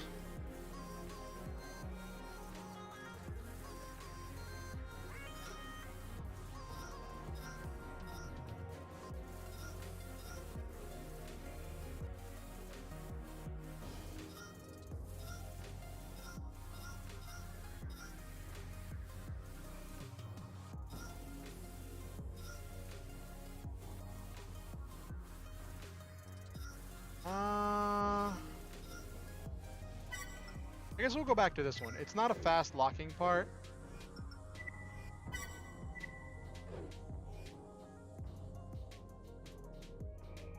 But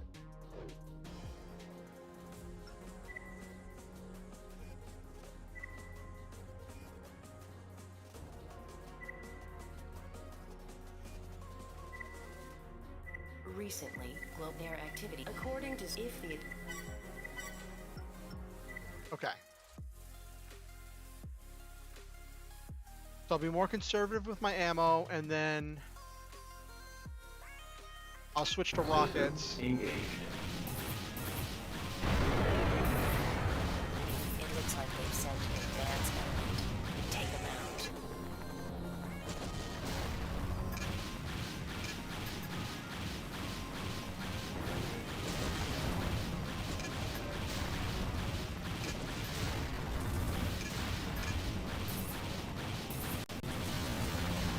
Okay. Oh my gosh.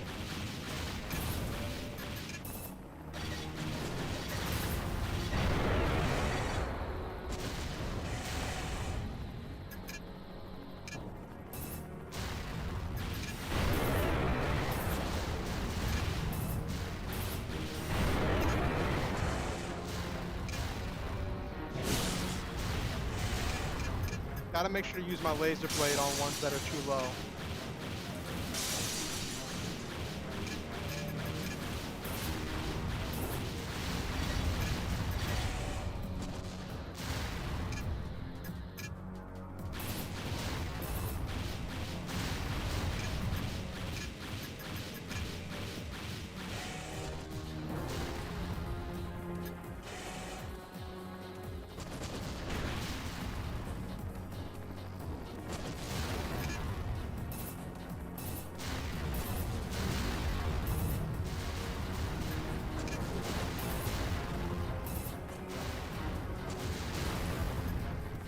Mission update. The bomber will be in range in 1 minute. A bomber? Nothing was ever said about that. We can't stop the exercise now. Take out that bomber.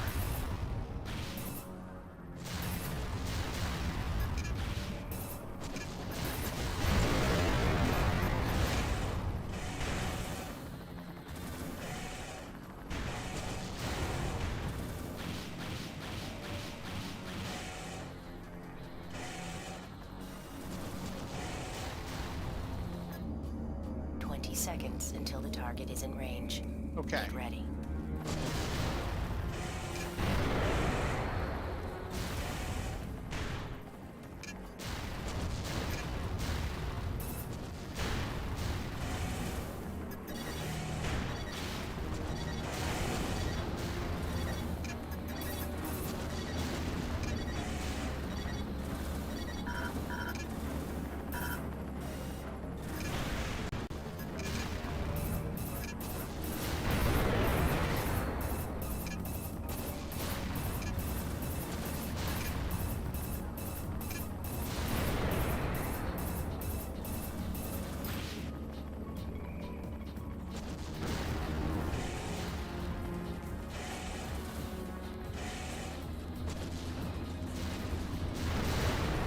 Target destruction confirmed.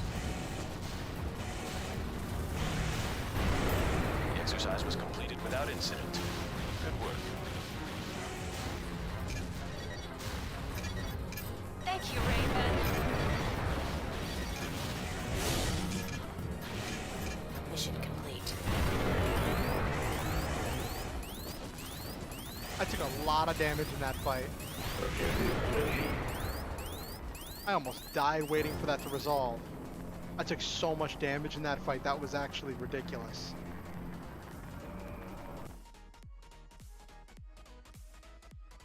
Ha!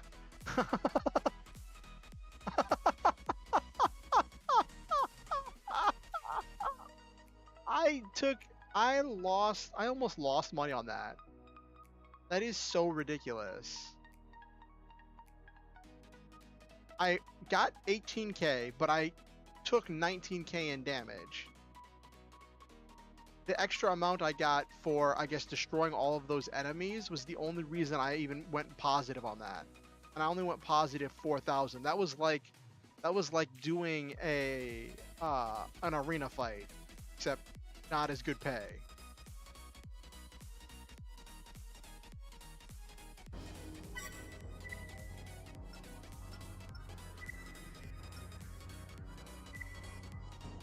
that brought down the bomber, trying to interfere with my AC test. I just want to say thank you for your help. Oh, this was so they were doing the starter mission. Okay, that's neat.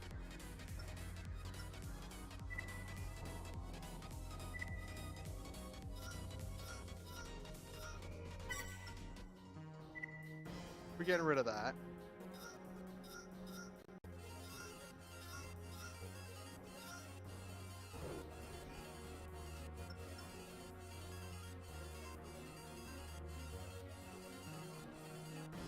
I could get extra ammo.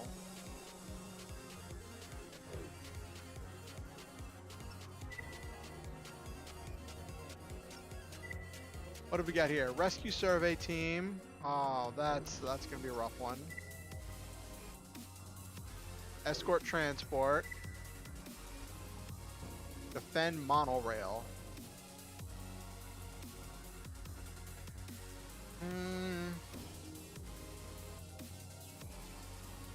The survey team is the one that I think is going to be the easiest one to do. And it's by Kisaragi, so I wanna do some Kisaragi stuff anyway. Yeah, let's do rescue the survey team.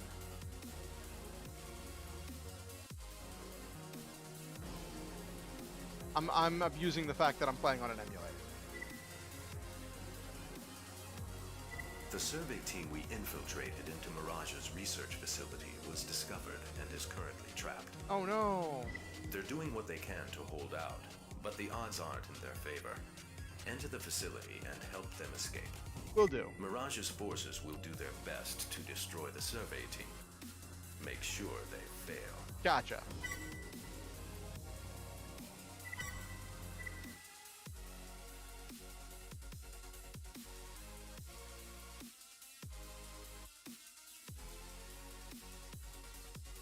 System engaged.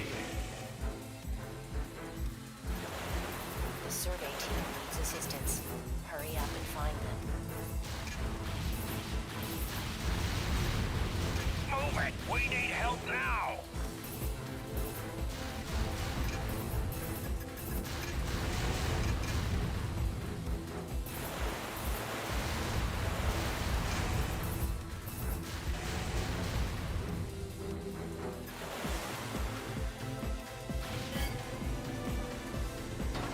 Okay. Raven, cover us! Survey team identified. Make sure they get to the escape point.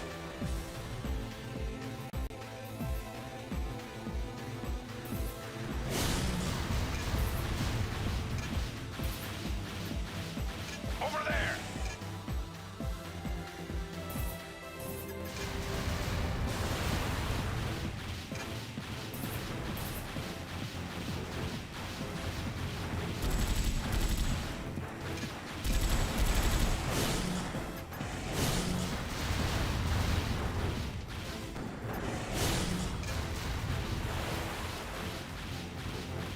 Where'd they go? Enemy reinforcements are closing in.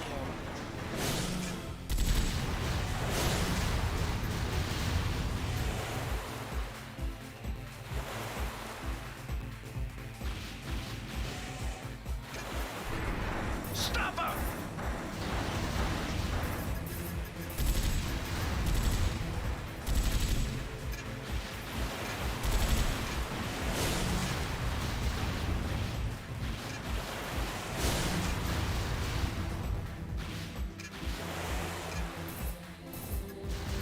We made it.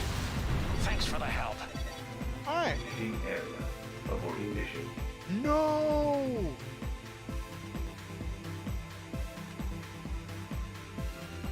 What? No. No. I refuse. The survey team we infiltrated, they're doing what they can. Mirage's force. We're redoing that mission. I refuse to lose due to not realizing where I was on the map. System engaged. The survey team needs assistance. Hurry up and find them. Move it! We need help now!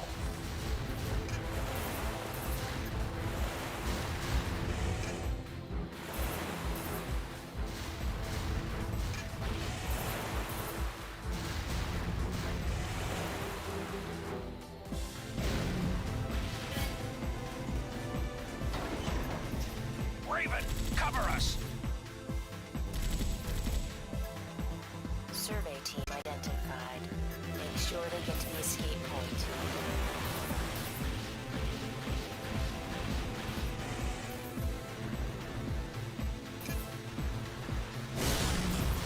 Over there!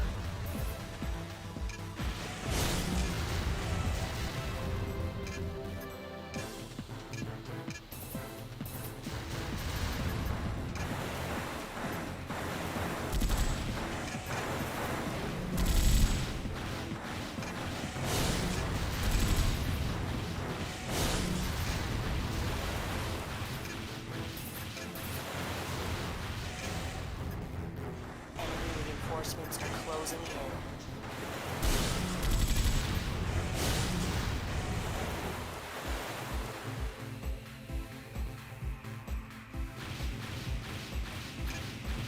Stop them!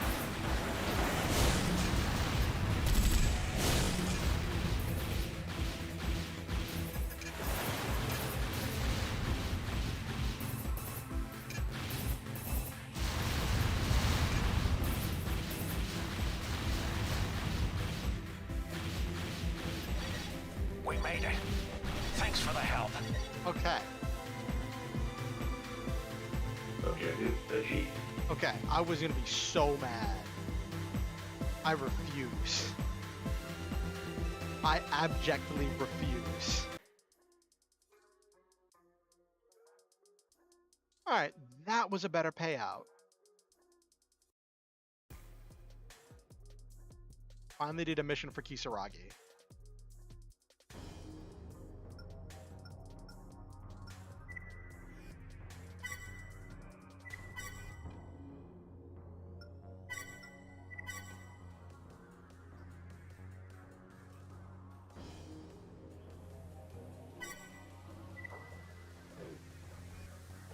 Okay.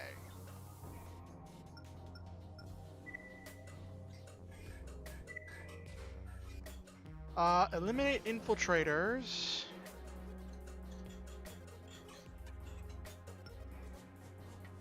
Defend monorail. Destroy a... Ooh, this one. This is the one where I gotta destroy the one that's running away.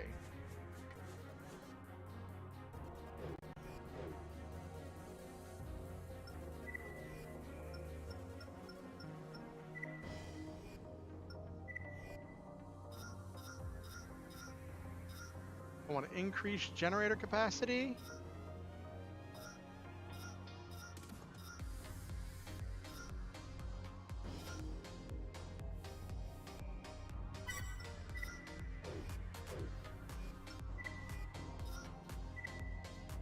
All right, got the increased size lockbox. Reduces energy use when firing, so then I should be able to fire easily.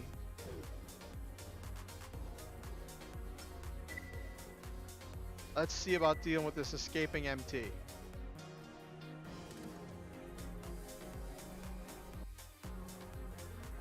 Okay.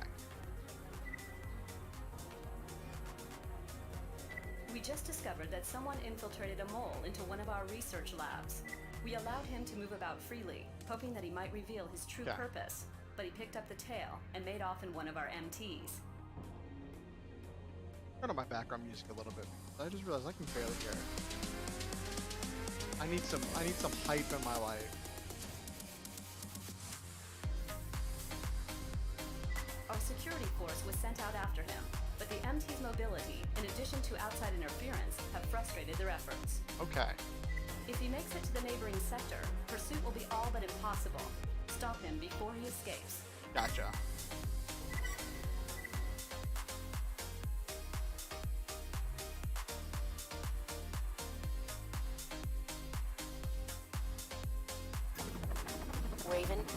target is on the move.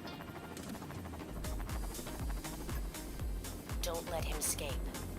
Okay. System engaged.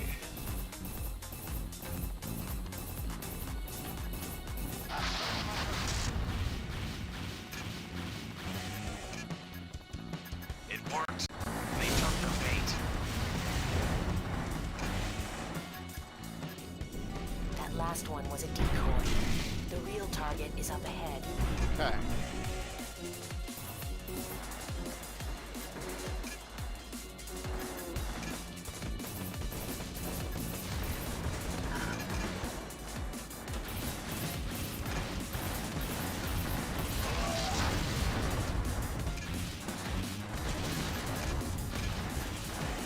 Objective achieved. Okay. Alright, I was a little worried about that one for the energy usage. Minor damage, decent payout, A rank mission.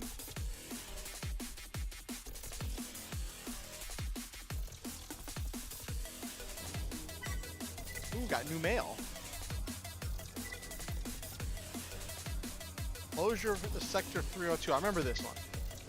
Closure order Sector 2 sealed off, sealed the other day. Please be advised this area is now off limits. The closure was deemed necessary in order to a recent increase in terrorist activity. The philosophies of those responsible are in direct conflict with those of the controller, and the situation has spun out of control. We're exploring a number of different options for dealing with this threat, and we ask that citizens assist in us in our efforts. Interesting.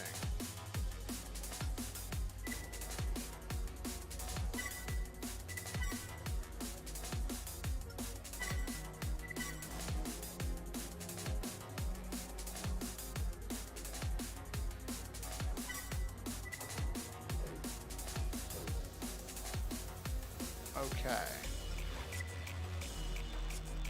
What's left? We got destroy bridge, safeguard water supply.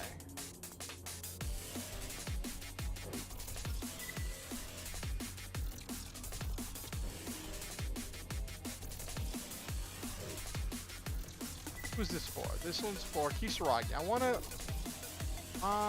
up my Kisaragi reputation. And I failed the Nair Bridge one last time.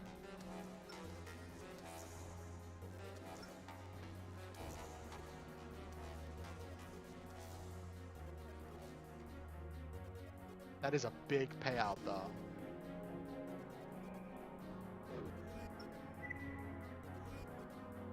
Let's do this escaping, eliminate infiltrators.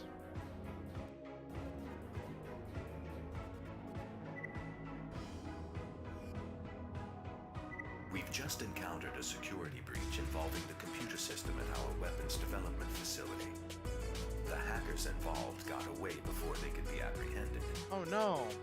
They're using MTs to make their escape and are currently holed up in the D1 block of the parking structure.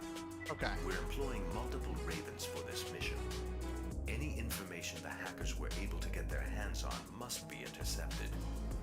Make sure none of them escape. Gotcha. So it's probably going to be a thing to see who can do more damage, me or the other Ravens. Unless this might be the first one where I have to fight an actual AC. I haven't had one of those missions yet. System engaged. The gates between different levels are locked. I can't open them from here.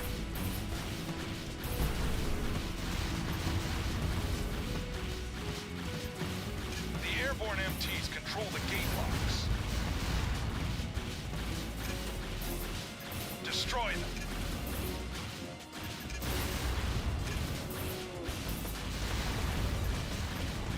They're not even trying.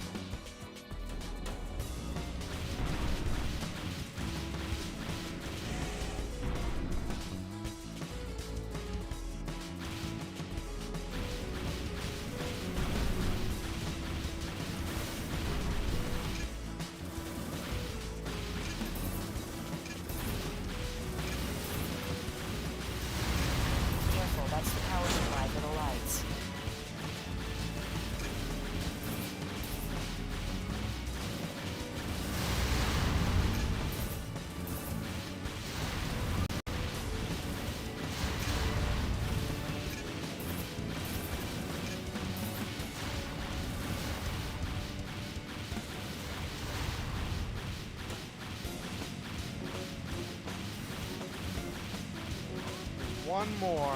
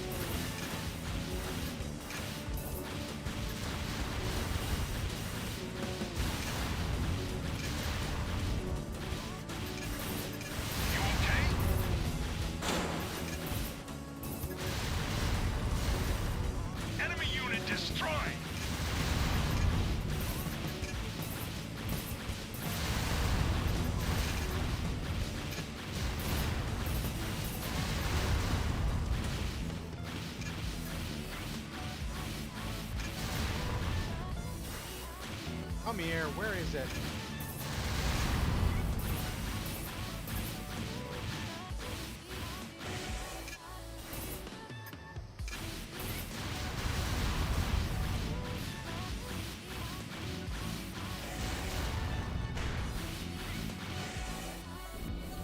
Oh my gosh, how many floors down is this thing?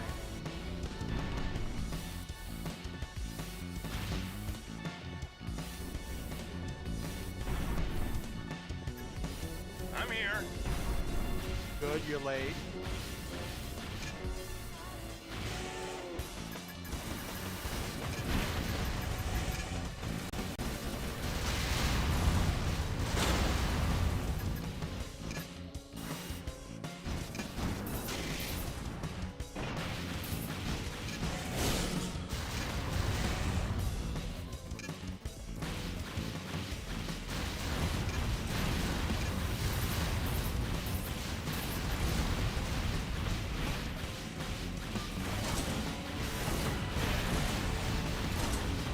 All enemy units destroyed. Good job. I probably didn't get paid as much because I only killed 2 of them. You're quite a pilot, Raven. I only killed 2 of the 4. Objective achieved. Could have been better, but I'll take it. It's still a success.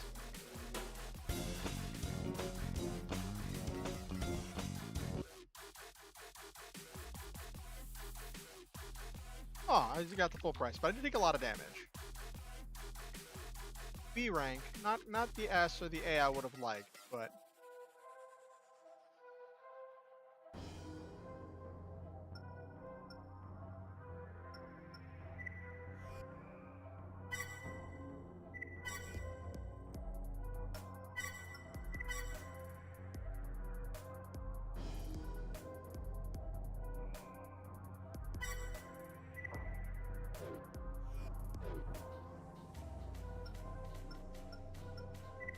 okay, let's see what missions we got. Oh, there's only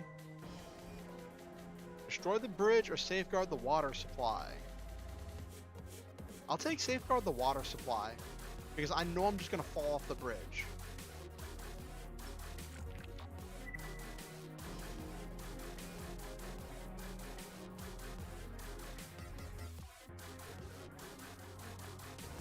Barrel Dam has been seized. The perpetrators insist that we comply with their demand to reduce our weapons production output if we want them to relinquish control. In an attempt to force our hand, they're threatening to release a canister of deadly poison into the water supply. Oh no. The forces holding the dam are composed of helicopters and small MTs. Neither pose a threat in limited numbers, but there are enough of each to be cause for concern. Got it. They've executed the plan quite cleverly, but there is no way we can meet their demand. Okay. This is where you come in. While we play for time, you must enter the dam and disable the canister before our deception is revealed. Do not fail us, Raven. Okay.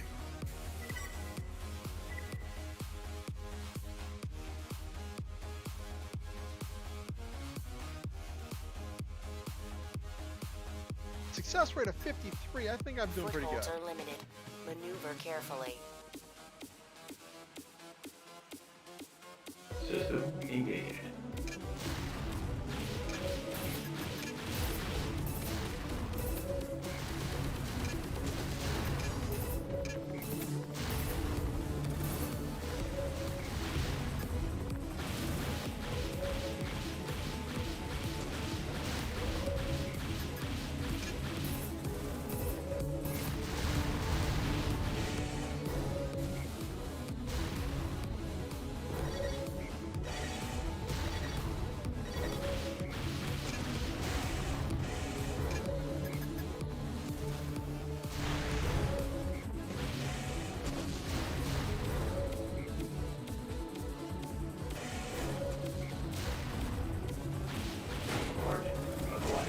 Ooh, I found a part.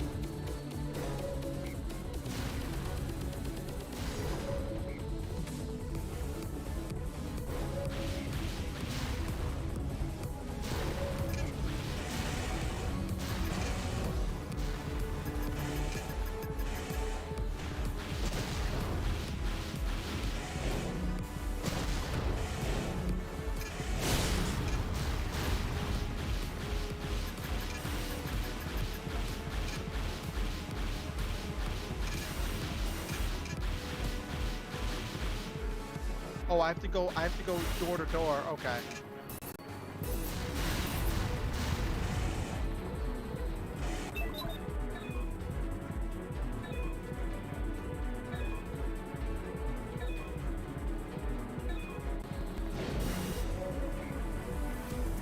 I have to go door to door and find this thing.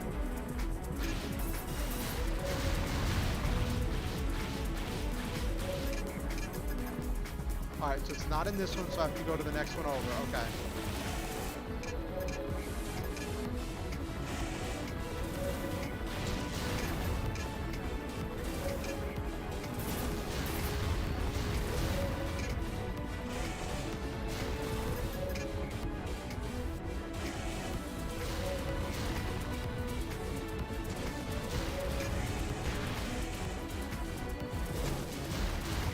Cannot unlock gate. Great.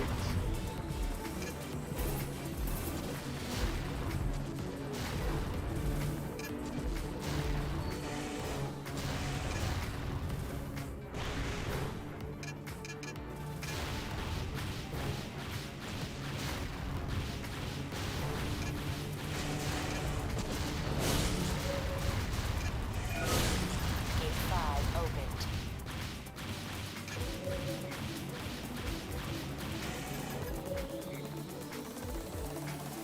Okay, is that this one?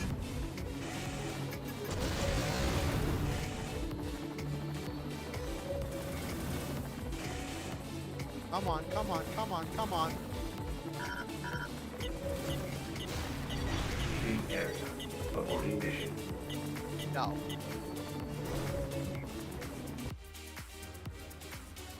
Barrel dam has been seized in an attempt to... You know what? I should probably change up my build to a more aerial build for this mission. Get reverse legs, get those boosters that use a lot less energy. System engaged. First, let's get the hidden part back here. March acquired.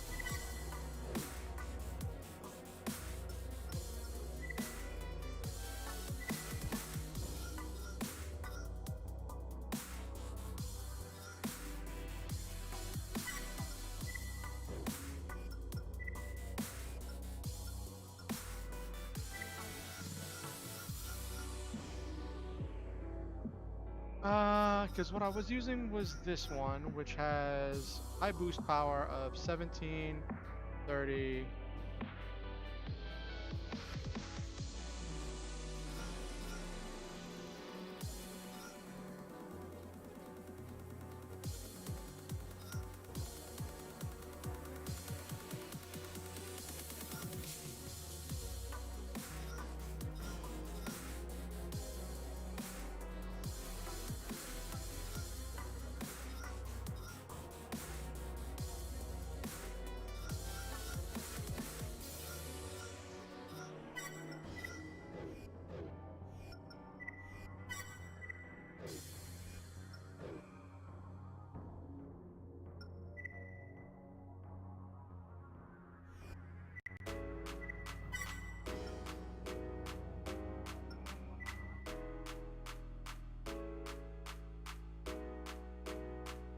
Okay.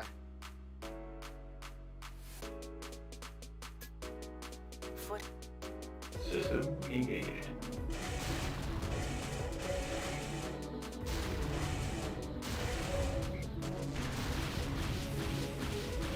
Target acquired.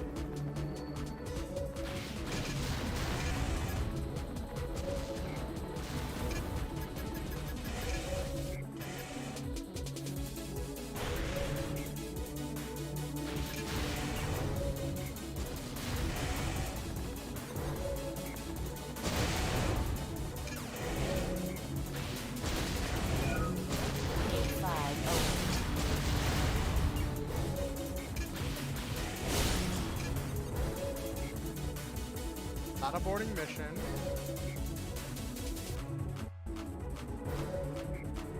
I refuse to deal with this. Now I made a save state there. Is it saves coming? Well, this is a casual playthrough, so.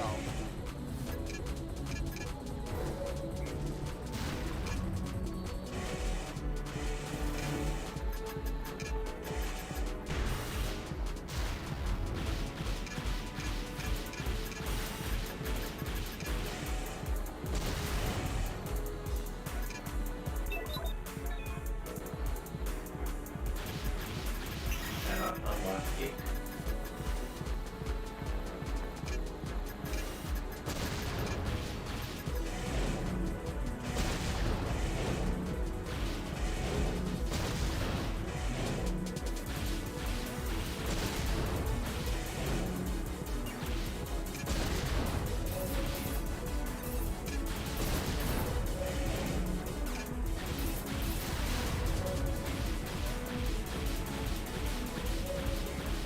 Cannot unlock gate. Oh my gosh.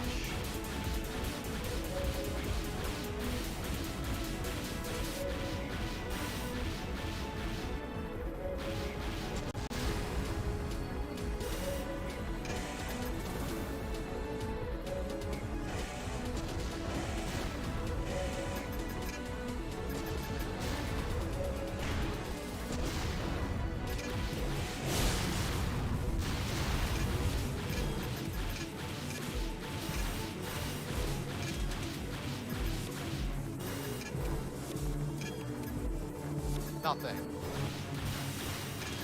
This one's a dud.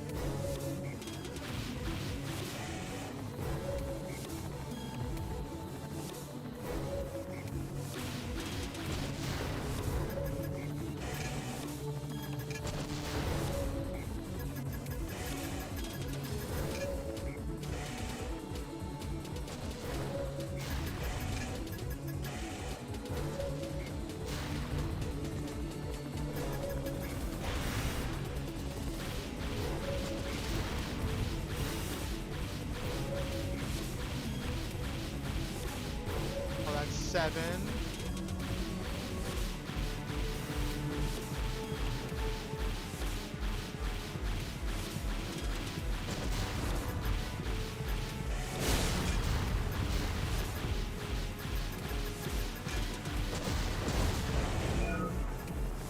The water blocking the way has been released.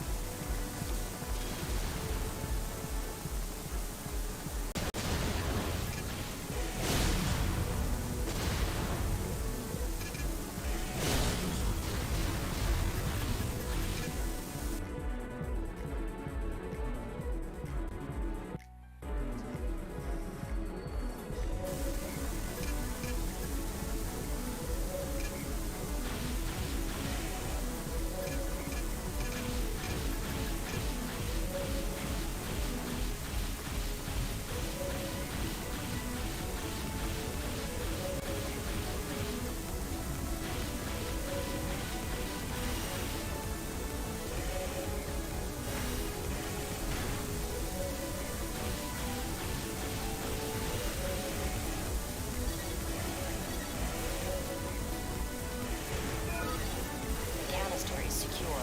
I'll notify Mirage. Objective achieved. Alright, I took a big chunk of damage, but that should be fine. Ugh. That was goofy, and I save scummed that, and I am... But that was gonna bug me if I failed for something goofy like that.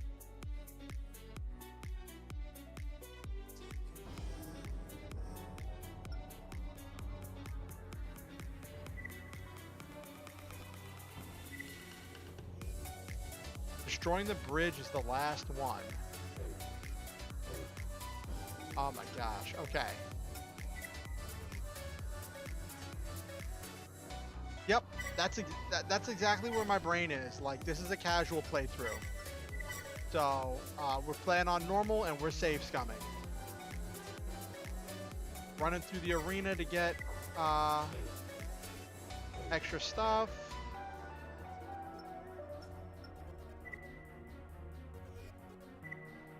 Alright.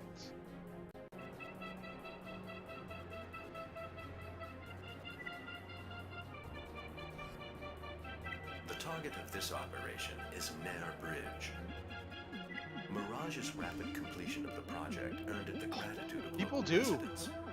We want the bridge destroyed in such a way that Mirage's blame and their reputation ruined. Set the demolition charges at the specified locations. Be quick about it, as we want people to suspect negligence on Mirage's part, not an act of sabotage. Also, if civilian casualties can be incorporated into the plan, so much the better.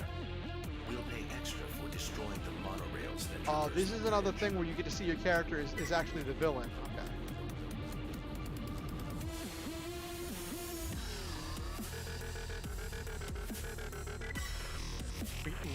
We're actually the villain here. We gotta cause as much damage as possible and then plant these bombs. System engaged. Raven, there isn't much time. Hurry up and set the charges.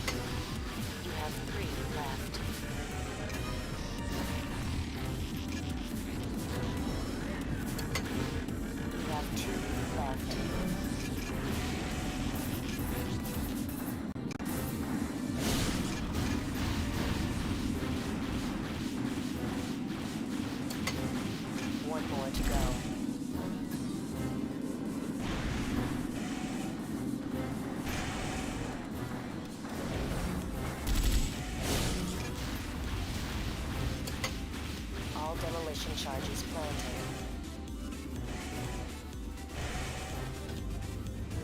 Objective delete.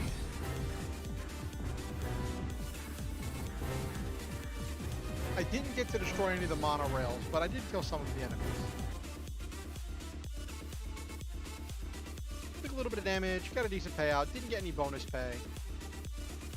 I'll take it.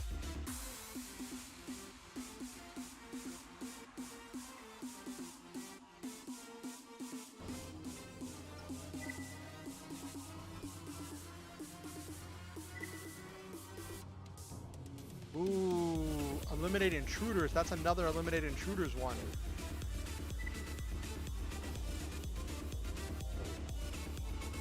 But do it actually,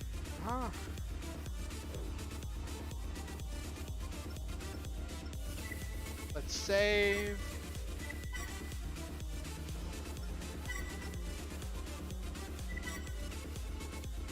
We're almost to the point where we were in the other save file when we stopped. At the other save file, we were 15 sorties in. Now we're 12 sorties in. So we're almost caught up to where we stopped. I wonder how many, because there's 50 missions in the game, but you don't play through all of the missions.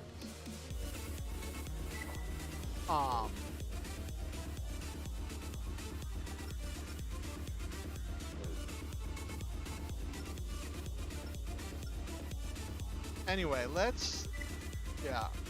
we will pick up with that mission to eliminate intruders next stream. Who's that for? That's for Crest. That's funny. That'll bump up my Crest stuff, because I've been doing a lot of Kisaragi missions.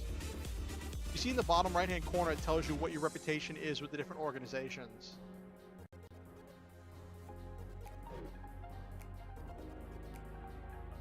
Alrighty.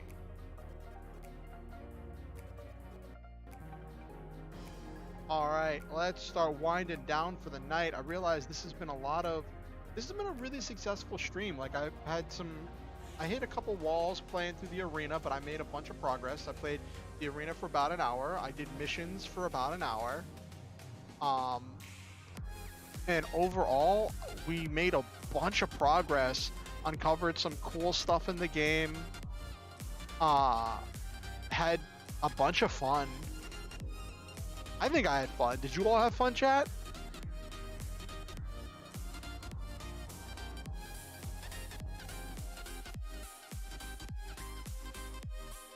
Alright.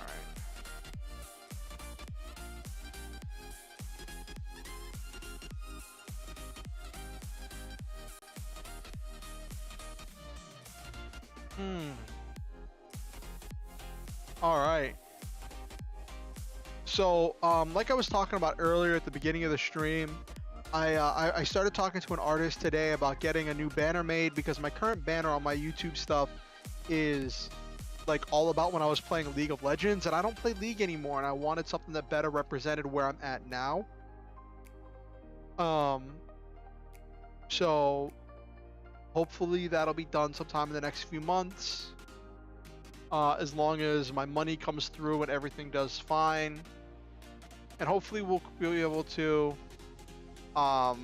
and I've been talking to Okusen about editing some stuff down into videos. I gave them a relatively short video that I wanted them to see about editing down into something. And if that goes well, I'm gonna see if I can save up and get them to do a stream highlight video like once a month, so I can get back to putting regular videos out. And right now, Armored Core 3 seems to be really popular content that people are watching. It's getting eyes on my content, so I want to deliver on that. So that's something that I'll be goofing around with. We'll see how that all comes together.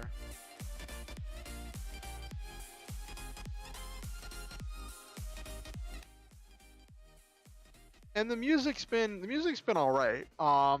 Again, it's the whole thing. Since I'm running a PS2 emulator, I can't run Lo-Fi Girl because Chrome makes my computer go boom, makes my computer go blur. So I have to I have to run stuff differently. Overall, I'd say tonight was pretty effective and pretty good.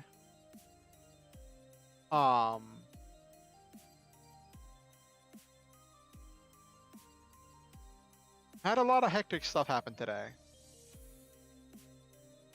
I still gotta really decide if Iron Saga is really gonna be the game where I hang my hat as far as it being a gacha game.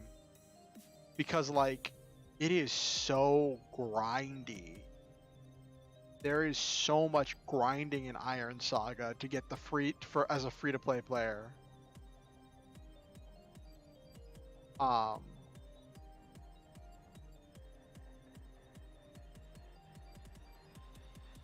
So just going over the current plan, until,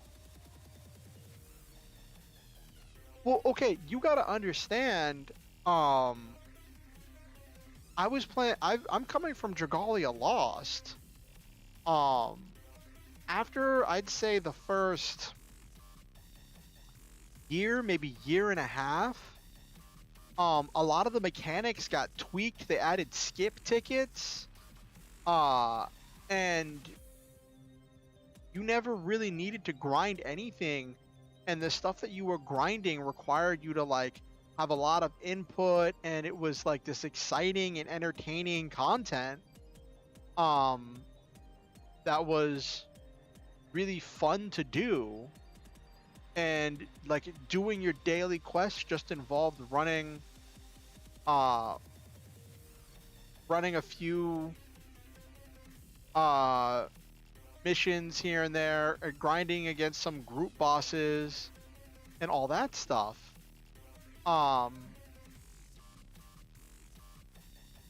Whereas in Iron Saga, I'm doing the same mind-numbing mission that requires little to no input from me. Like I have to do it 400 times. That was completely unheard of. You would maybe even in the early stages of Dragalia Lost, when you were grinding for the weapons for the high dragon challenges, it was like you'd maybe have to grind some of the missions out like 5 times. But you would be getting bonuses every time you completed a mission, so it would be stacking up.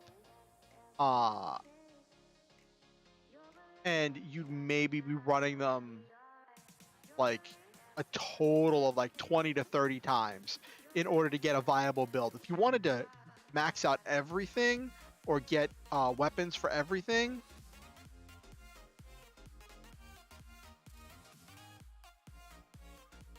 so there kind of is an auto feature in Iron Saga but if you press auto, the only thing that's different is that it automatically uses the pilot ability as soon as the pilot ability becomes active.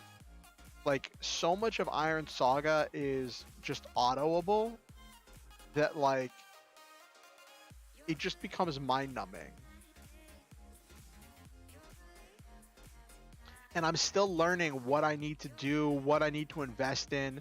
And there's so many moving parts and different mechanics involved that it's just like there's this steep learning curve. And I'm trying to decide if this is a game that's going to be fun. Like, I'm kind of having fun now. It's kind of a distraction, a thing to do. But I don't know if I'm going to keep having fun. You know what I mean? I don't know if it's going to start getting old really fast. Like, I'm so new and I'm so like still learning how things work. I was doing my free daily pulls on the current event banner, and I pulled the triple S max rarity thing that is the thing everybody's grinding for from this event. I pulled it and I felt nothing because it just I didn't know what I was doing. And like in Dragalia Lost, all of like there's no limit to the number of characters or weapons you could get. So you could just stockpile stuff. You could just stockpile resources and stuff in Dragalia Lost where like okay, there was a limit to the number of dragons, but like you got like dragons was the only thing you needed duplicates of. But like you got them so freely that it was just easy to just turn them into Elder Water. Whereas this, I guess if I think of the mechs like the dragons and the pilots like the characters, and I guess the items are the weapons, maybe? Question mark, I guess. It's different. It's a different kind of gacha game. It's like it's a little bit familiar, but a little bit not. Yeah, the items are the weapons and the worm prints because you have to invest to improve them. And like for the last I'd say year of Dragalia Lost, they were so generous with everything because we knew the end of service was coming that like I was able to make my dream builds so easily because they were just giving us everything.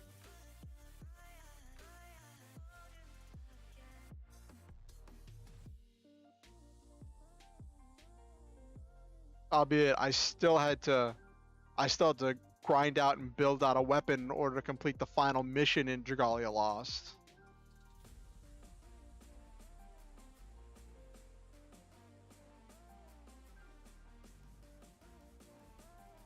But like, all right, Silva. Thanks for sticking around. I'm glad you stuck around. I know you said you weren't feeling well. I hope you feel better. Everybody wish Silva a quick recovery.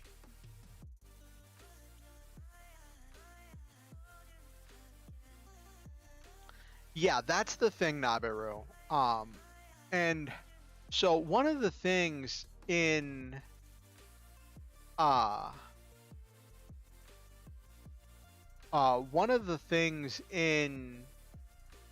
Saga that I'm having trouble wrapping my head around because I want to build a cool team, right? With these cool triple S mechs that I'm pulling, right? But with a few exceptions, a 9-star A rank mech will do better than a 5-star S, double S, and triple S mech. And in Iron Saga, you can really cheaply and easily upgrade an A rank mech to 9-star, but you need duplicates in order to upgrade the S, double S, and triple S into above 5-star.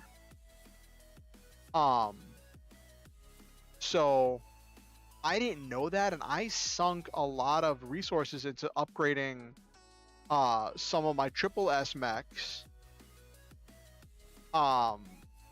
to 5-star. But like the Shingetter Robo Dragon that I got, I don't regret that because that's a really powerful unit. But I know I have to like, if I want to be able to complete some of the missions and climb in the arena, I'm going to need to build. And that's another thing. PvP being such a big part of the game and being so integral to the game is also something I'm still wrapping my head around. Because there's a PvP arena, and like I'm trying to decide, do I even care about the PvP arena? Like you get rewards for it, and it increases like some of the resources you get. But I'm trying to decide if I even care, or if I just want to like do the story. I think once I make that decision, like after this event is over, I'm probably going to stop doing events unless they make sense to me or something that I really want to do, and just focus on playing the story. till I get to the end of the story, because I enjoy the story. I enjoy stories. Like that's what I do. That's literally what this channel's all about. This channel's all about stories. That's why I didn't do the arena all night. I wanted to experience more of the story unfolding in Armored Core 3, which has like it's speaking of Armored Core 3, right?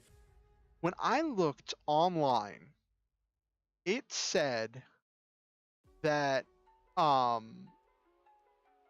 the only difference between normal and hard mode is that in hard mode, your FCX, your fire control system box is smaller, and your automatic, your built-in anti-missile system would be less accurate and less effective in hard mode, right?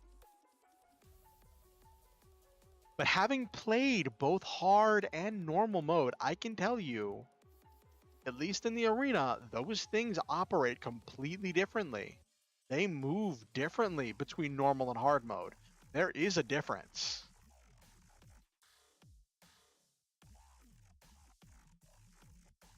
Like, I noticed a significant difference. They stay on the ground more often in normal mode.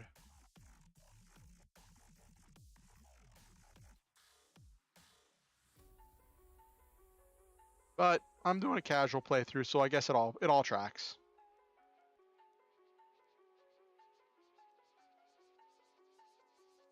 That's true, Nabiru. Type and element matches do make massive differences in some games.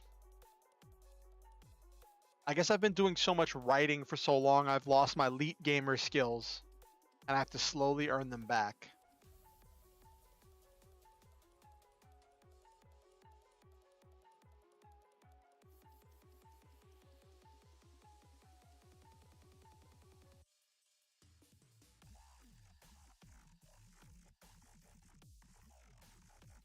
Yeah, max out a really high rarity, powerful character and it's still not good enough. Yeah, exactly.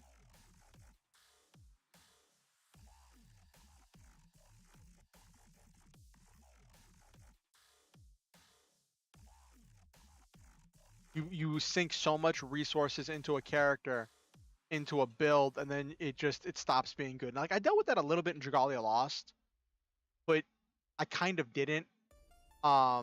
This character in Dragalia Lost, Ieyasu, came out, and when he came out in Dragalia Lost, I pulled him, and all the guides were going nuts because Hinamoto, that first Hinamoto set introduced the bleed mechanic, which was poison but better, right? And Ieyasu did a lot of stuff with the bleed mechanic, and because of how effective the bleed mechanic was and just how much DPS he had built in naturally, Ieyasu was the highest DPS character at the time. And so since I pulled him, I think I pulled all of the Hinamoto characters from the first gen of Hinamoto. I sunk so many resources, built an entire build around Ieyasu. But then I don't know if they nerfed bleed or what they did, but like other characters came out and they started expanding how far you could. They started increasing the level cap for some characters, and all that jazz. And it just got left behind. But the thing with the Dragalia Lost is that I really miss is you could pick any character. You could pick any one character, and if you sunk enough resources into building that character, it would be viable for end game play. After they started expanding the level cap for some of the low rarity characters. So even the low rarity characters were becoming viable for end game play, because they were giving them an increased level cap.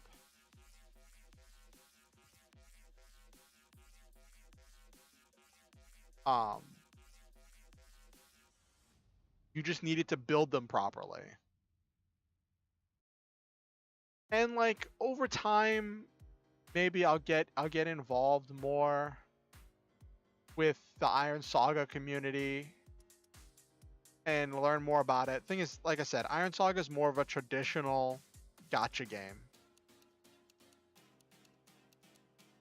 It does all of those traditional gacha things that I'm not a super big fan of.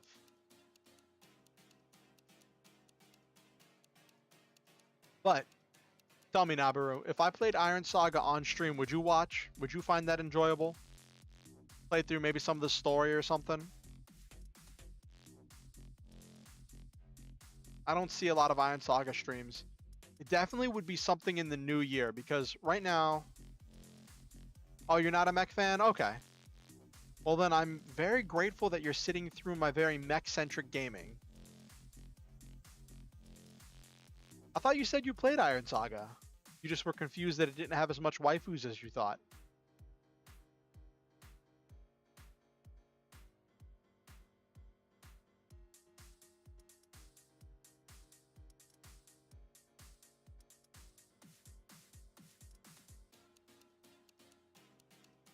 Oh, thank you, Nabaru.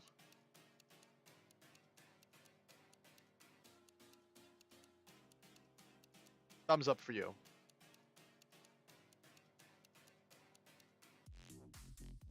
Oh, so you play a lot of gacha games. Okay. Okay.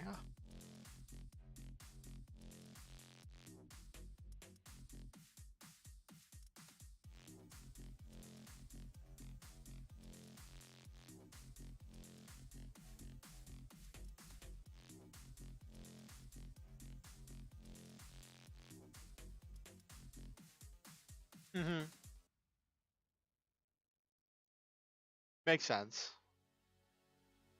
So, speaking of a good story, in my Lancer game, Okusen is one of the players. You've seen Okusen in chat before. And there's this running gag that Okusen keeps getting more and more responsibility, or at least their character keeps getting more and more responsibility because they keep failing upward or ending up in these difficult situations and making these decisions. And they succeed in some areas and fail in other areas. They do like a success at a cost. And like I know that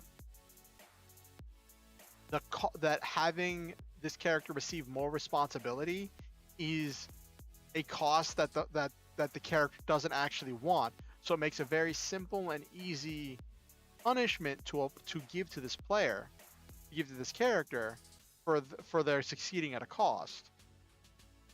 And it's led to some very interesting interactions. Oh my gosh. So not this past session, but the session before that, they met this like extra dimensional, essentially like a dragon god, right? And the dragon's like, I will answer to whatever you call me. Names have no meaning to me, right? And so one of the players, not Okusen, but a different player, was like, can we call you peanut butter? And so the dragon was like, fine, you shall know me as peanut butter. And then started making itself smell like peanut butter. And all of the other players were like, why did you just name the dragon god peanut butter? And then in this past session, Okusen's character summoned an image of the dragon god in order to try to sway people to end the fight, to try to break their will. And when people ask what is the name of the dragon god, you called it PB. Their character, it's stated dragon. We're not doing that, Nabi. It's stated dragon. Well, I could make it turn into a hot guy.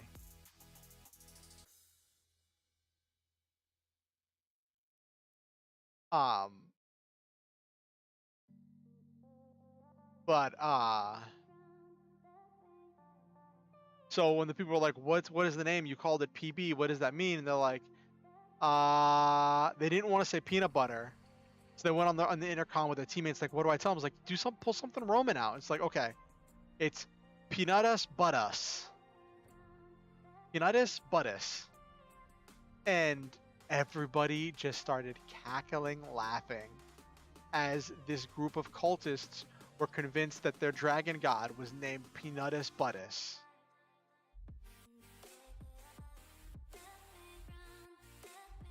It was hilarious.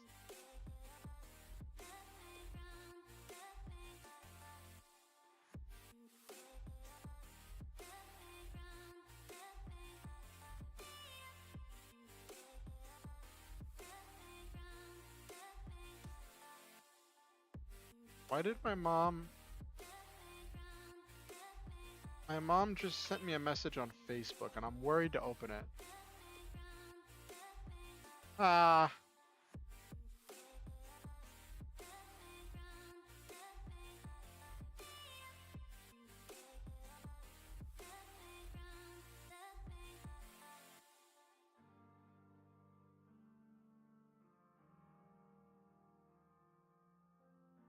Oh my gosh.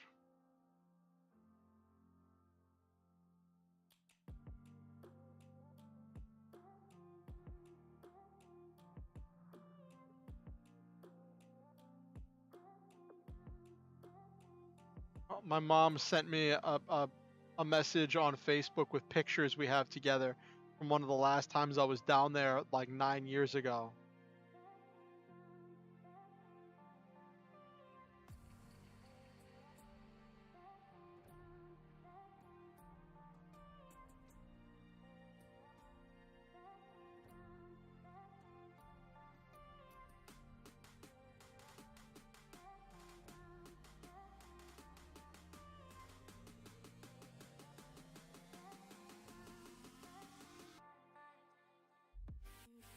Well, why the Kamehameha?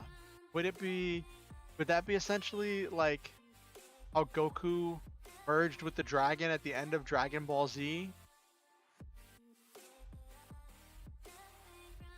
Was it Dragon Ball Z or was it Dragon Ball Super that Goku left on the dragon?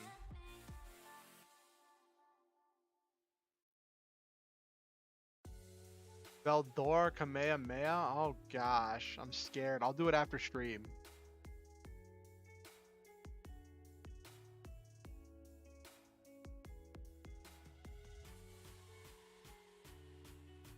Oh, speaking of stream, I completely forgot. I was supposed to ask people to subscribe partway through the stream, so that when people watch the VOD, if they don't watch to the end, they'll still hear me ask them to subscribe. Veldora Storm Dragon gains a human form and at one point on screen uses the Kamehameha. That's funny. Is that from Slime? Is that from the Slime series, the one?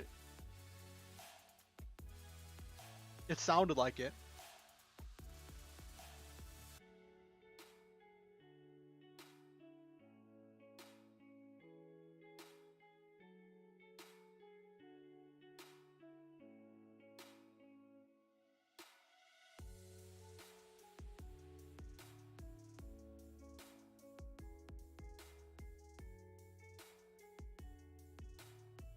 That is actually amazing.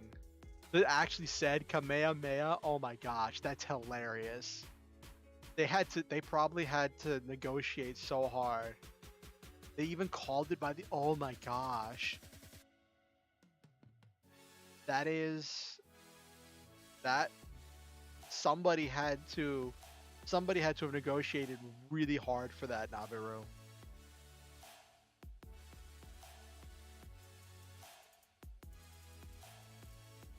Street Fighter moves what? Did he use the Hadouken or did he use the Shoryuken?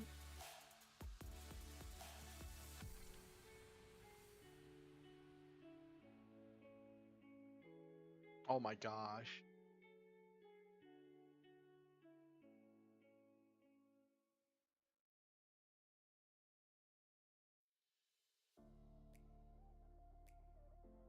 And spammed them. Oh no.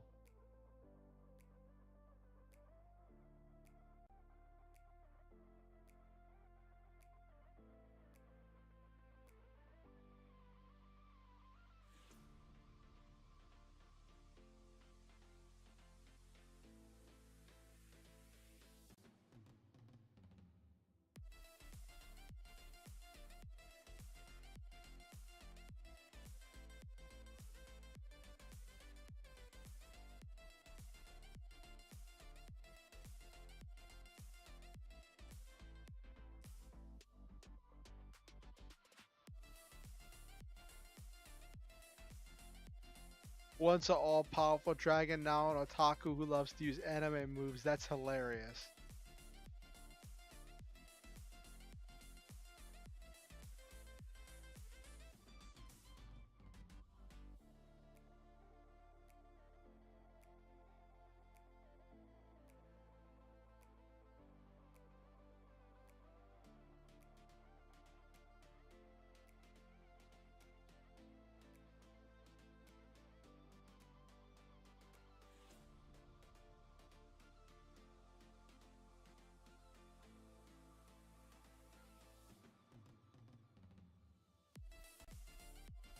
I've seen a lot of discourse on Twitter recently about um stuff involving, like, for D&D wise, players taking monster weapons, and this rule that is, I think, kind of goofy in 5th edition, in D&D 5th edition, that says that most weapons and armor used by monsters is in such poor condition that you can't sell it. Or you can't sell it for very much at all, and it usually will break if you, like, for whatever reason, when the monster uses it, it doesn't break, but if you try using it, it'll break. Um, and that, I think there's something special about a weapon that you've ripped out of the hands of your enemies. I think that's something special.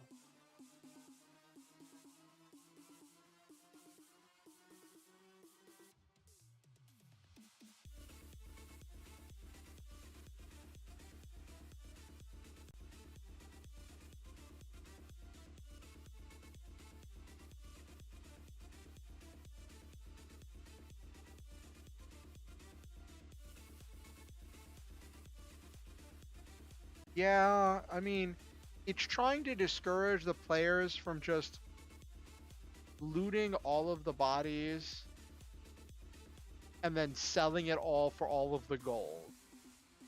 But the thing is, because of how the gold, the economic system works in D&D, and everything's at these flat prices, um, it doesn't super make sense.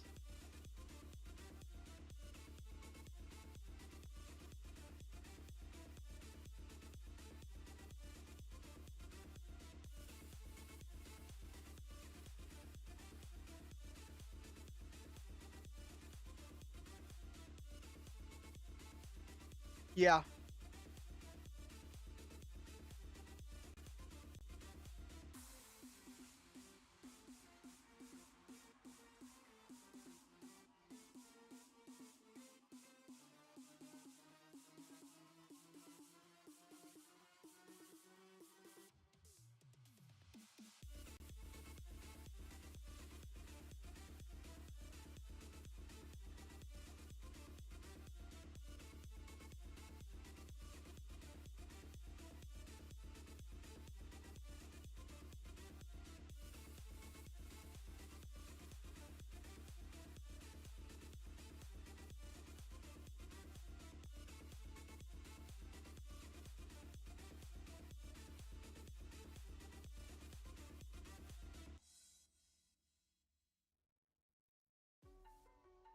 Ah.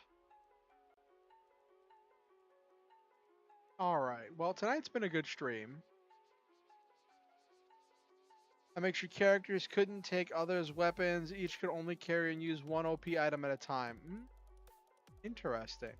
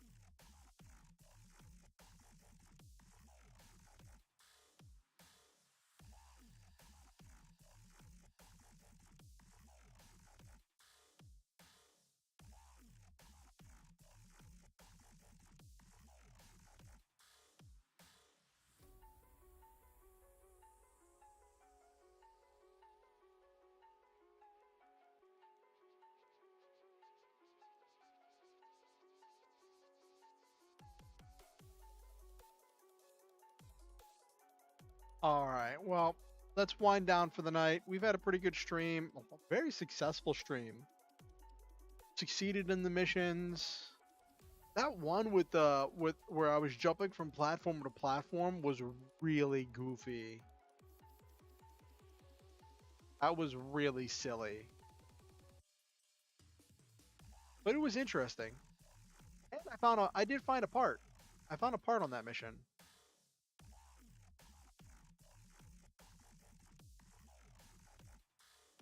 Which I have to see what that part is. I'm curious.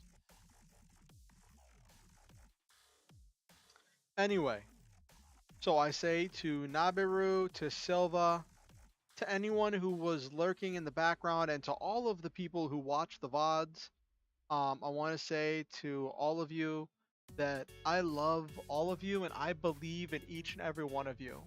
I believe that you all make this world a better place just by being in it. Each of you has a unique, one-of-a-kind energy that you bring to everything you do in a way that only you can.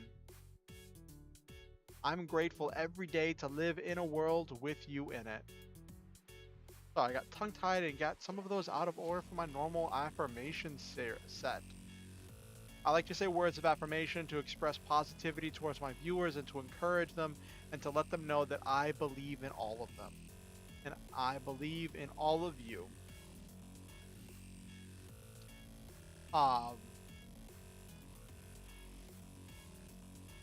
Have yourselves a great night. I hope your week is great. I hope things are exciting for you. I have to double check if I'm streaming tomorrow or not. I have to check my calendar. But I'll post about it in my stream and Twitter post. And yeah, I would ask that you could please like the stream. It helps the algorithm with pushing it out, which is kind of important to me. If you have any friends you think would enjoy the stream or enjoy my content, please feel free to bring them to the next stream or to show them any of my content. If you have any suggestions, thoughts, ideas, ways I can improve, things you'd love to see me do, games you think I would enjoy playing, please feel free to leave those in the comments of the VOD. I found out you can't leave comments on a stream, but you can leave comments on a VOD. That seems a little weird to me. But whatever. Anyway, I may not respond to everything, I may not follow up on everything, but I will read everything as long as you're not banned. If you want to keep up with what I'm doing here on YouTube, then please subscribe and ding the notification bell. It'll let you know whenever I go live or when I release any new content. And if you want to keep up with what I'm doing outside of YouTube, in the description below there's links to my Discord and to my Twitter where you can keep up with me. I try to post at least once a day on Twitter, and I'm trying to be more active on Discord. So always looking for more people to join in on some of our activities, our anime night and other things we do on Discord. So with that said, I hope you all have a wonderful night. Also, always remember, you are never obligated to pay to be a member of this community. Your presence, your time, and your attention is wonderful and payment enough. But with that said, if you ever feel motivated to donate to improve the stream or improve my life, there are links where you can do that in the description below. Have yourselves a wonderful night, everybody. And I look forward to the next stream where we'll be playing more Armored Core. We're going to be doing that till at least the new year. Then I'll probably put together some kind of a schedule. But for now, we're just playing more Armored Core.